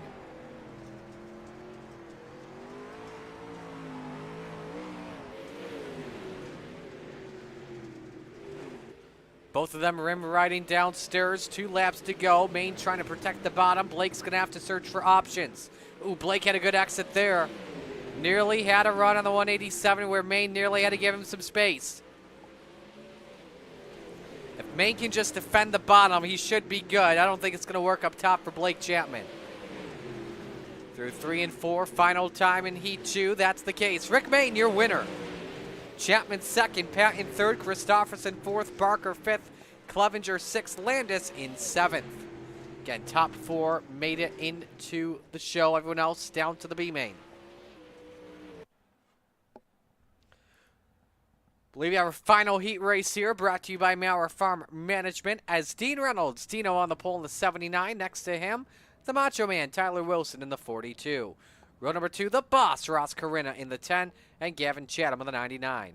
Row number 3, Bob DeGood in the 7. I thought for a moment that was Joseph Newgarden in that Shelby Power ride, but nope, it's DeGood in the 7. Next to him, Gentleman Jack Kit in the 217. In the final row, Barry Goldner in the 36, and should be Stacy Elmore in the 307, but may not get a call for him to grid. So if these drivers are not planning on racing in the feature and just wanted to watch instead, then I'm just gonna say this. I'm gonna try and say this nicely. There were a couple of maybe some wasted spots, and that there should not be a B main. Just my opinion. Could have. I know. We'll have an extra practice session. That's for sure. But at a time like the Renegades, you know what I mean, where some drivers are going for points and they're not racing, we could see the wrong driver in the show.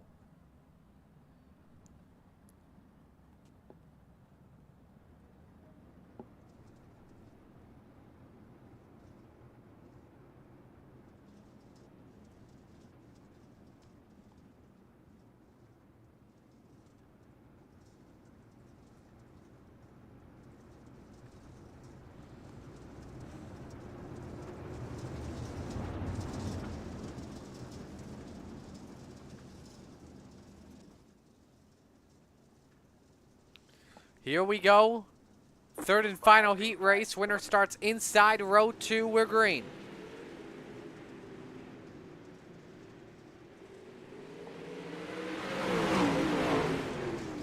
Good start for Tyler Wilson. Chatham around the outside, though, leads lap number 1. Remember, he ran so good in open 358 action, but the feature just fell really flat. Dean Reynolds, Tyler Wilson, Ross Corinna for P2. Remember, Reynolds started on the pole in this heat race. He immediately falls back to 4th. Is now fighting for a transfer spot in with Jack Hitt behind him. Corinna underneath on Wilson for the runner-up spot. And the boss takes it while Chatham is running away with everything. 11:78. Quickest lap of any driver, was nearly 3/10 better than Ross Corinna.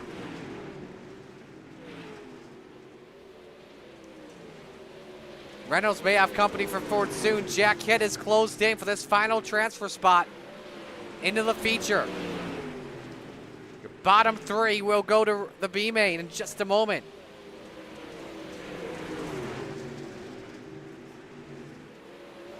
Hitt, though, following the 79 car, looks underneath, but Dino slamming the door. Final lap is underway. Chatham out in front by about 2 seconds on Ross Corinna. Final spot on the line. Hitt high, wide, and handsome off the corner. Does he have it? No. Reynolds has it. He's in. Chatham wins. Corinna 2nd. Wilson 3rd. Reynolds 4th. Hitt 5th. DeGood 6th. Barry Goldner 7th.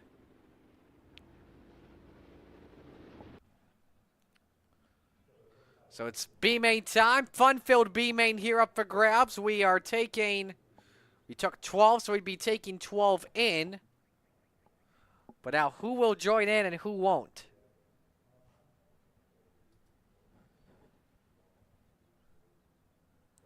The bottom 3 drivers, Berg, Elmore, and Parmalee, did not take the green flag, so we know at least 10 that will be in it. Brad Waite, Jeff Barker, row 1.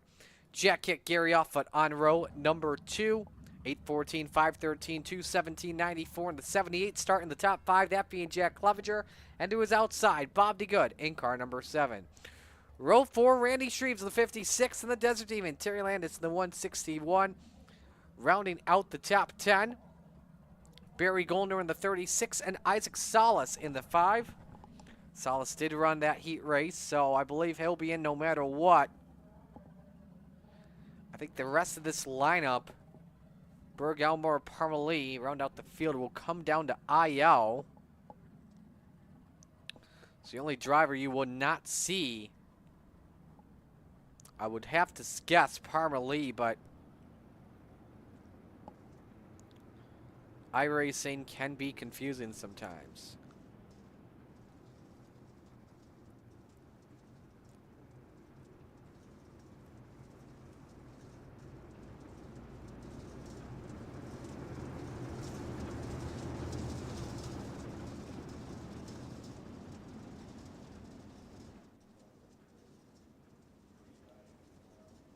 Green flag, green flag.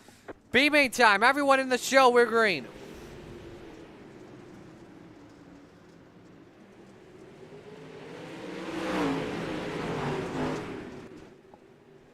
Side by side off at turn 4. The Brewer-to-Be's Jeff Barker leads lap 1. As he and Brad Waite go at it for the top spot. Barker's got Waite cleared. 3-car battle for 4th. Clevenger, DeGood, Shreves, maybe even add Terry Landis into the thick of things. Shreves underneath for P5.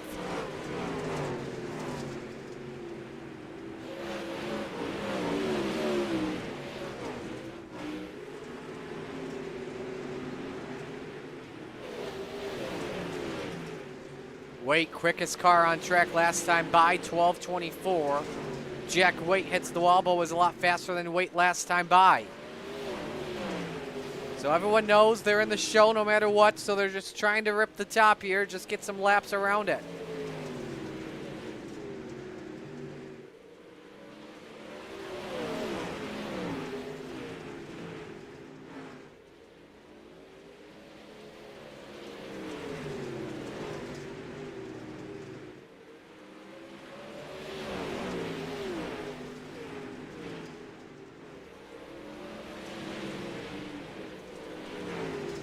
3 laps to go. Waits has caught up to Jeff Barker.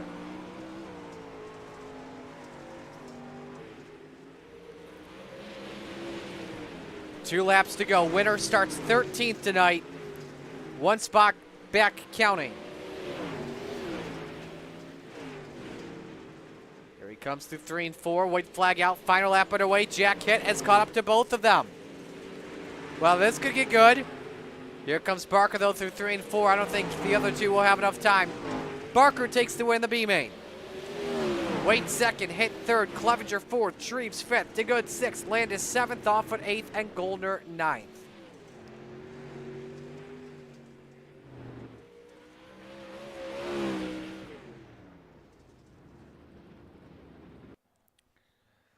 We will step aside and go to break. When we come back, it's feature time, but another look at what's coming up for Speed Weeks.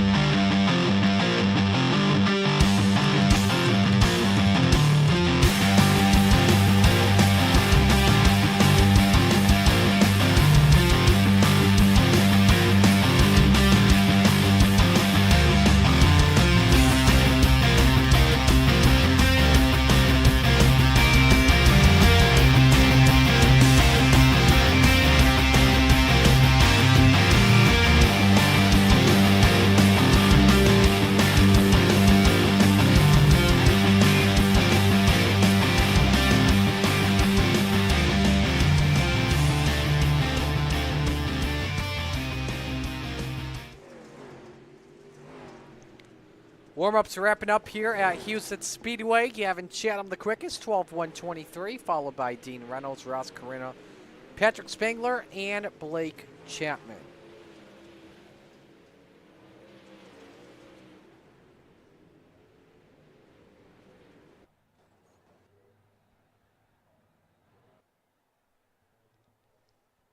So we are ready to go for the big one this evening. 24 drivers in our Renegades feature. Let's meet the field and give you the RSN trackside starting lineup. On the pole, the high side banger, Patrick Spangler in the 39. Next to him, Rick Main in the 187. Row number 2, Gavin Chatham in the 99. And the Money King, Kyle Moonen in the 24. Row 3, the salesman, Blake Chapman in the 20. And the boss, Ross Carina in the 10. Row number 4, the Pink Panther, Jesse X in the 127. And the General, Andy Patton in the 87. Rounding out your top 10, the Macho Man, Tyler Wilson in the 42, and Steven Goldner in the 30. Row 6, Putt Putt, Clay Christopherson in the 51, and Dean Reynolds in the 79. Row 7, the Bird to Beast, Jeff Barker in the 513, and Brad Waite in the 814. Row number 8 is Gentleman Jack in the 217 and Jack Clevenger in the 78. Rest of the field look like this. Randy Shreves, Bob D. Good, row 9. The Desert Demon, Terry Landis, Gary Offutt, row 10. Barry Goldner starts 21st. Stacy Elmore starts 22nd. No call from either Dylan Berg nor Isaac Salas. Before we go to picks to win here this evening, want to take a chance and shout out our top 3 sponsors here on Monday Night Madness. Of course, for Open 358's Top Notch Trucking in Arlen. Our Rebels is Race Med and the Salty Dogs, and in the Renegades, Flatline Racing Bodies. Pick to win this evening. He wants one back badly. Give me Patrick Spangler to get it done from the pole.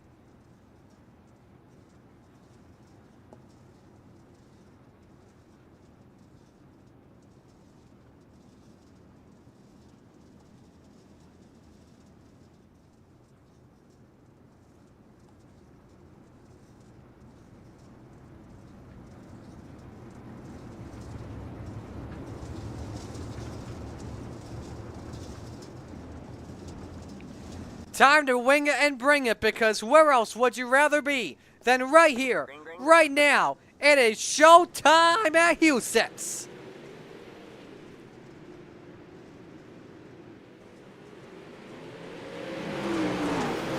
Flatline Racing Bodies, green flag, 35 laps around Huset's Speedway.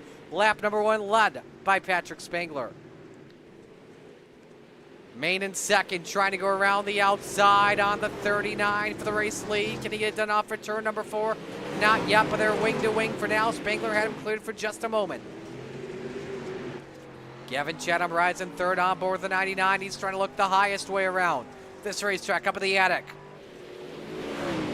Main barely, I think, got the lap led at the line. It's on the throttle first, controls it better on corner exit. And he's got it at the stripe. The 187 clears the 39 out in front for right now. Chatham still looking to close in using different lines compared to the top 2. Spangler hugging the berm in 3 and 4, a little bit sideways. As Main continues to lead it. Here comes Chatham. Here comes as well 4th place car, Ross Carina. Spangler, a great 1 and 2. Best we've seen someone on the low line. And he moves his way back out front on lap number 7. Chatham now trying to get involved in this, back on board with the 99. What a start to this one at Huset's. Main back to the lead. They are trading the point back and forth. And now Ross Carina wants to become involved in this. He's in 4th. Gavin Chatham, you've got company for the bottom step of the podium.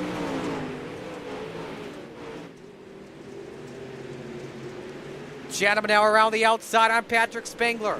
Is the top shelf where Mama hides the cookies, the place to be. Chatham with a small bike, but he's up to P2.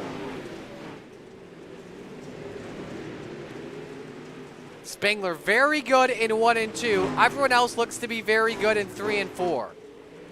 Main little sideways there for a moment. Oh, big crash. That was Elmore upside down. Chatham had to left. We'll see what happened to the driver, the number 307. Starting from the back this evening, racing Gary Offutt for position. Did he just simply catch the wall? Yes, he did. Just lost it all by himself. Kick flipped it.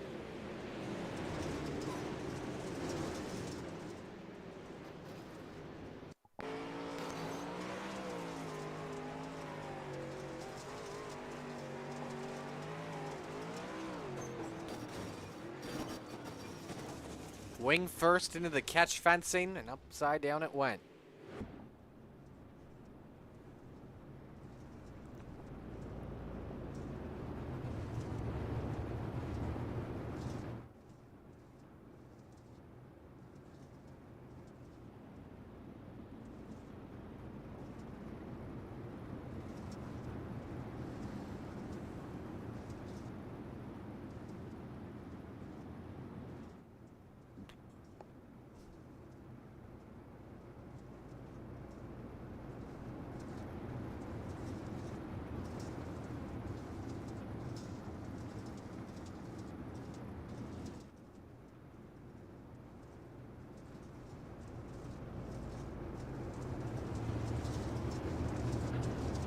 Lights are off, gonna go green this time by. Main selects the bottom. Main and Chatham on row 1. Spangler, Corinna, row 2.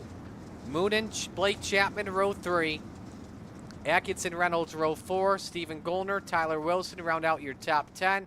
Biggest mover on track is Dino. He is up 5.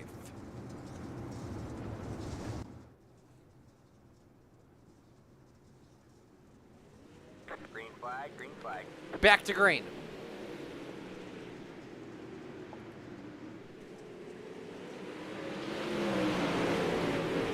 Main able to hold serve.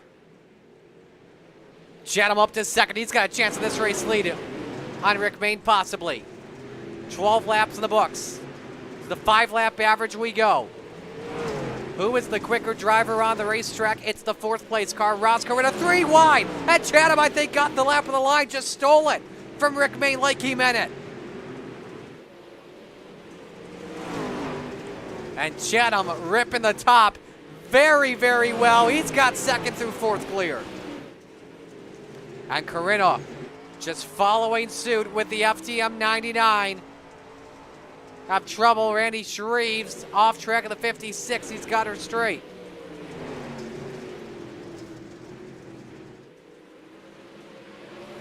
Corinna went off the wall there for just a moment. FTM trying to take 2 of 3 here tonight. They're trying to sweep the sprint car portion. It was pumped by the Rebels. Chatham looking to do with the Renegades, but he's got company. He's on the boss level right now. As we're just past the halfway mark. 17 laps complete here in this 35-lap feature. Top 2 pulled away from Patrick Spangler, yellow. Ooh, Bobby good upside down. Jack hit upside down. Tyler Wilson, Andy Patton also involved. I think this all started with Gentleman Jack in the 217. Here's a look.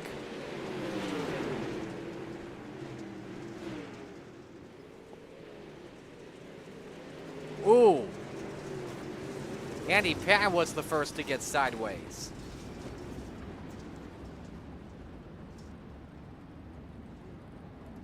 It's right on board with Jack. Watch Andy in that 87. Got past exit. He just lost it. Just a stack up. So I don't know what happened to Jesse. Give you one more on board here. Bob D. Good.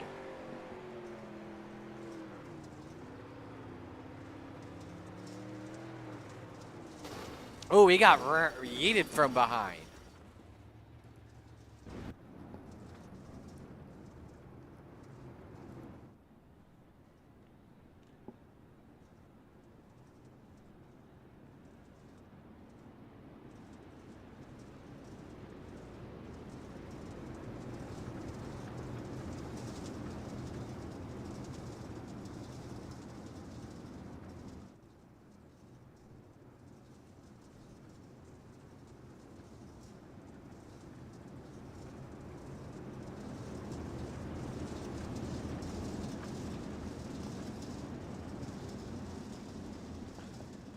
Here we come for the restart. We're past halfway. We'll watch from the Chapman Racing drone. Chatham able to hold serve on Ross Corinna. Patrick Spangler back underneath, and same with Blake Chapman.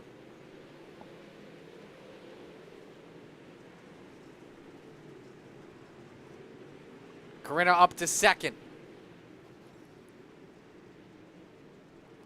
Try and catch Gavin Chatham once again in that number 99.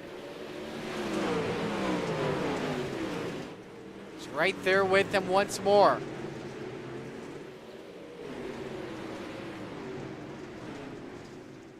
Has a chance to look underneath the race lead. Patrick Spangler tries to get into this battle.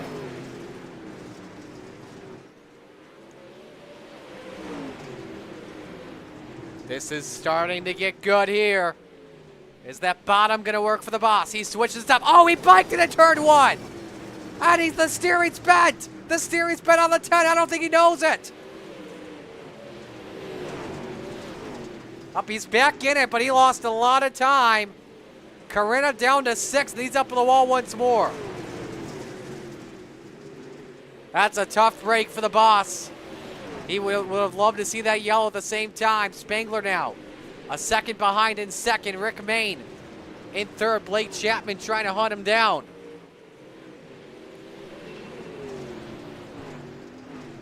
10 laps remain here at Houston Speedway. Gavin Chatham approaching Bob DeGoodis lap traffic. He's finished second place 4 times in this division. Never has he won in the Renegades. He finished second 4 times, most recently a couple weeks ago at Knoxville. He said he's been looking for one bad, and that second place finish in Knoxville was a tough pill to swallow. Let's go to 4th.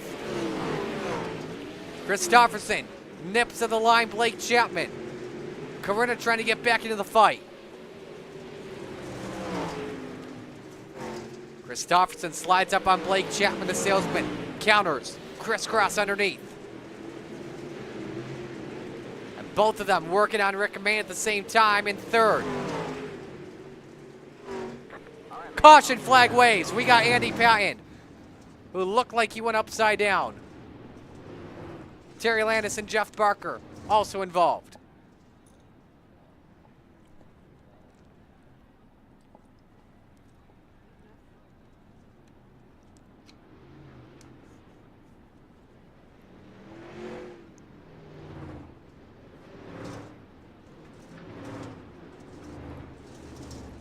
Here's a look at what happened. Caught the wall, just lost it.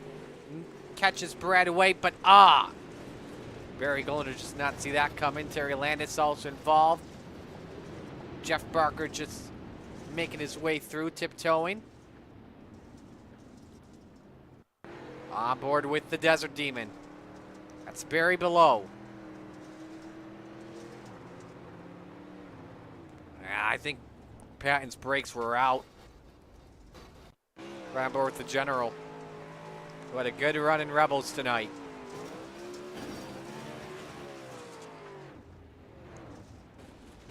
Yep, anticipated the wall way too late. So, single file for the rest of this one.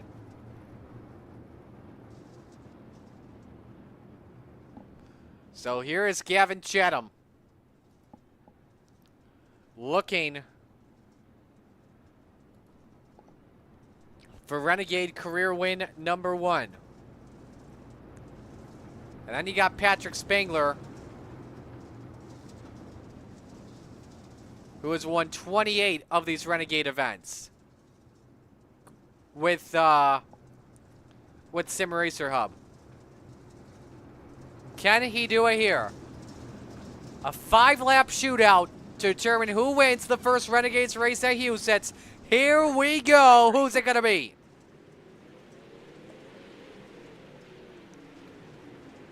Chatham holding the bottom. 3 wide for third. Blake showed his nose underneath. And around he goes with Christopherson. Blake came in leading the points without drops.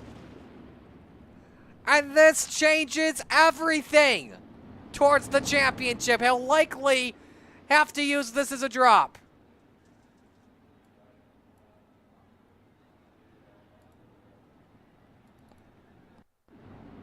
They were racing for 4th. Both of them looking low on the 187. They're just going for the same piece of real estate. Man. Chapman was there. Christopherson was in the low line at the same time. And that's just a hard racing deal. That's just where you hate it for both.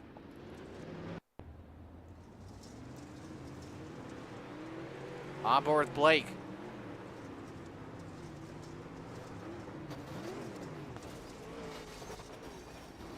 Ooh. Damaged that left front pretty good from another car. I couldn't tell who that was. How about the onboard with Christopherson?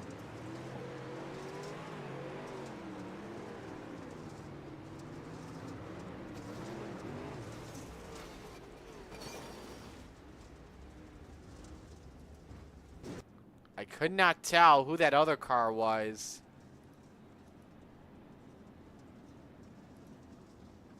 Actually, I want to say now it was Stephen Goldner. looking at paint schemes. All right, that lap gets taken off the board. 5-lap shootout turns into a 4-lap shootout. As the cream rose into the top. About to find out. Green, green, green.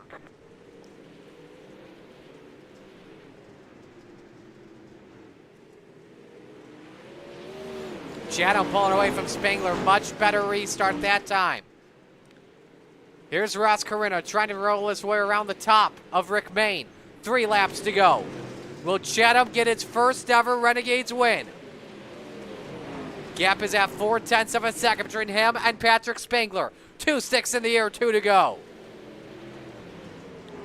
Spangler's still there, about a couple car lengths separating your top 2.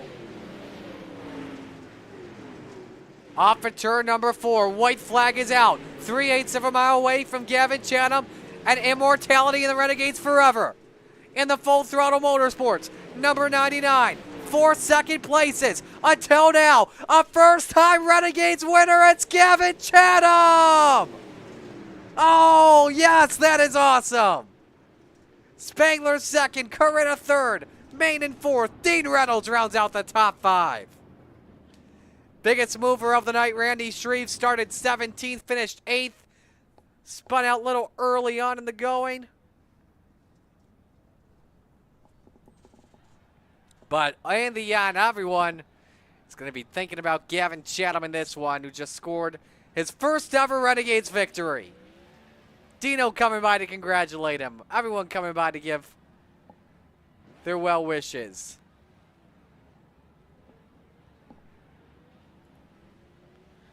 Dean had a good run too, up 7 spots, started 12th, finished 5th.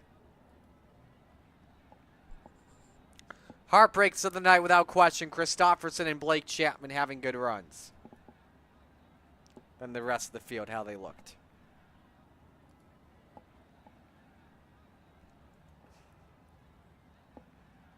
Alrighty, let's go to your top 3 finishers. Let's go with Ross Carino.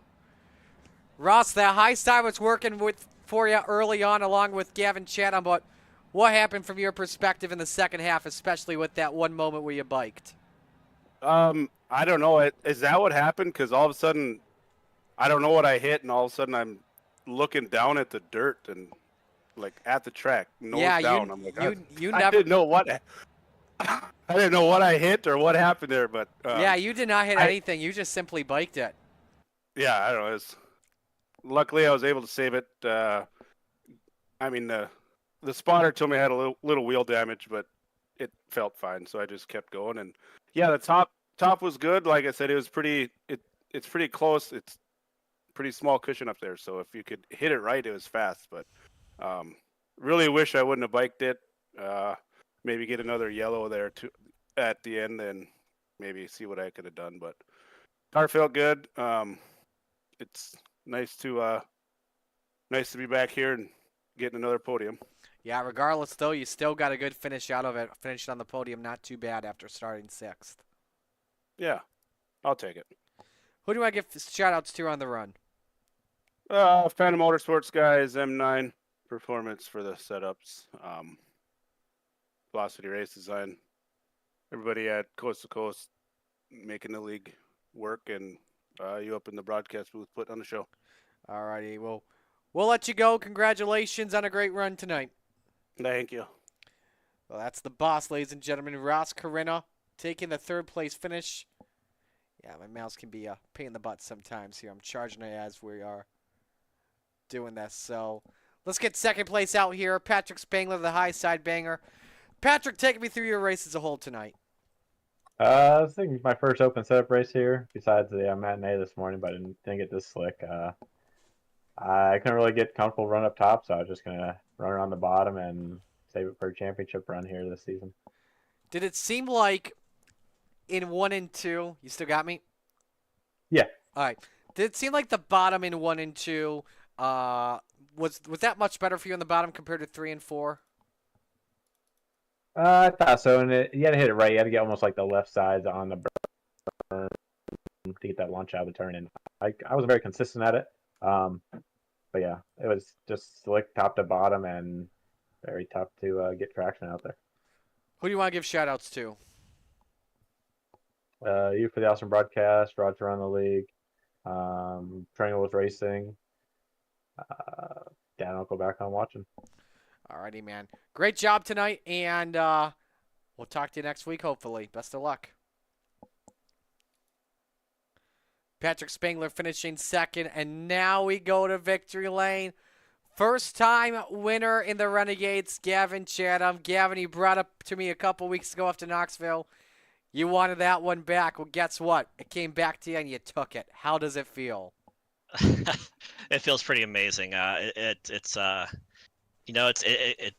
kind of hard to believe it took this long. It feels like I was so close so many times, and to finally just seal the deal. Everything kind of fell the right way tonight. Luck was on our side. We had a good car. I don't know if we had the best car, but we had a pretty fast hot rod, and definitely hit the top there. I think no one was trying it, and I just kind of found it and started sending it in there, and it worked out for us and able to take the lead there, and we never looked back, and then obviously too racing with some of the best here at Coast to Coast in the sprint cars with Patrick and Ross, and Clay was up there battling, and I know Blake was there too. So obviously to beat those guys too, it just feels really good. It feels really good to finally get the monkey off the back and get the first win.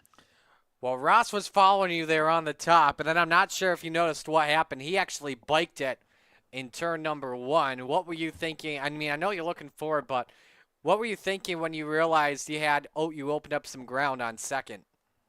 Yeah, I honestly, you're just so focused ahead that you're not going to hit your marks looking in that mirror. So I was just so focused ahead, and I think under a caution or whatever, I noticed a relative, and Ross was gone, and I figured something had happened, but I didn't want to see. I thought disaster was about to happen. I didn't want to see that caution. I know I opened up the lead pretty good on Patrick there, and you never want to see a caution. And each time there's a caution, it always just gives them an opportunity to find something or try something maybe that you're not doing, and they'll find it and they'll try to pass you, and it closed everybody back up. But we're just able to stay smooth and on the bottom. I don't know if it was the best line at the time, but it was working for me, and just enough to hold everybody off and pick up the win. Next week we go to Cedar Lake. What do you expect going into that one? See, to go 2 for 2. I've been so long since not winning. Maybe I'll go back to back. No, Cedar Lake's always a fun, fast track. It's always technical. When it slicks off, it gets interesting. You're up against that wall. But just something too. It just seems like ever since this new update, this new build, it just seems like there's different lines and different ways to run the racetrack. The middle comes into play. Sometimes you got to really roll the bottom. The top gets rough. Like the top there was getting rough, and I'm pretty sure I was about to put in the fence 3 or 4 times there. But I don't know. It'll be interesting to see. I'm sure, as always, it'll be a really good race. As it's always a good race up here in the Renegades. How are we celebrating this one tonight? I don't know. Celebrating by going to another league and getting in there and trying to race. Not you take a little bit victory celebration here, and then you're on to the next one, back to work, trying to get another win. But maybe on the weekend, maybe we'll go out and get a couple of celebratory drinks or something in that nature. Who do you want to give shout outs to? I just want to thank you I want to thank you, Marty, for doing an awesome job with the broadcast week in and week out. I want to thank Coast to Coast Racing, everybody behind the scenes, all the sponsors, all the admin, everybody that helps put this league on, allows us to come out here and to go racing and put on a good show for everybody. I just want to thank Full Throttle Motorsports, Chatham Motorsports, Mike Schick Motorsports Design, Velocity Race Design, Northeast Outlaw Motorsports, Swan Speed Shop, and Super Dirt Car Series. So thank you all the sponsors. So I thank the fans for coming out and watching these races. And as I say all the time, I really do hope that you all enjoy it, and I hope we put on a good show for y'all. And I just want to thank my fans for taking the time to watch the races and supporting me. Well done, man. You definitely deserve this one tonight. Congratulations on the win. We're very happy for you. Thank you, Marty. We'll see you in the next one. You as well. Gavin Chatham, a first-time Renegades winner here at Houston Speedway. Big congratulations to him on getting the job done. Well, that'll do it for us. Let's give you your schedule going on into next Monday. We'll pull it up here for you. Here is how things are looking that are going to be broadcasted. Tomorrow, Old Timer Tuesday, small blocks at Lernerville. DW12s at Daytona, 7 o'clock on Shaggy TV. He also has you for Hometown Heroes Wednesday at Houston's Midgets 360s and 410s at 7 o'clock. And then Thursday Night Thunder for the small blocks and the big blocks at I-55 at 7 o'clock. Then at around 8:30 or so, you've got Extreme E-Speed TV taking you for the pro late models. And like I mentioned, next week we go to Cedar Lake Speedway. At 7 o'clock, Open 358s, Rebels, and Renegades. Don't miss out.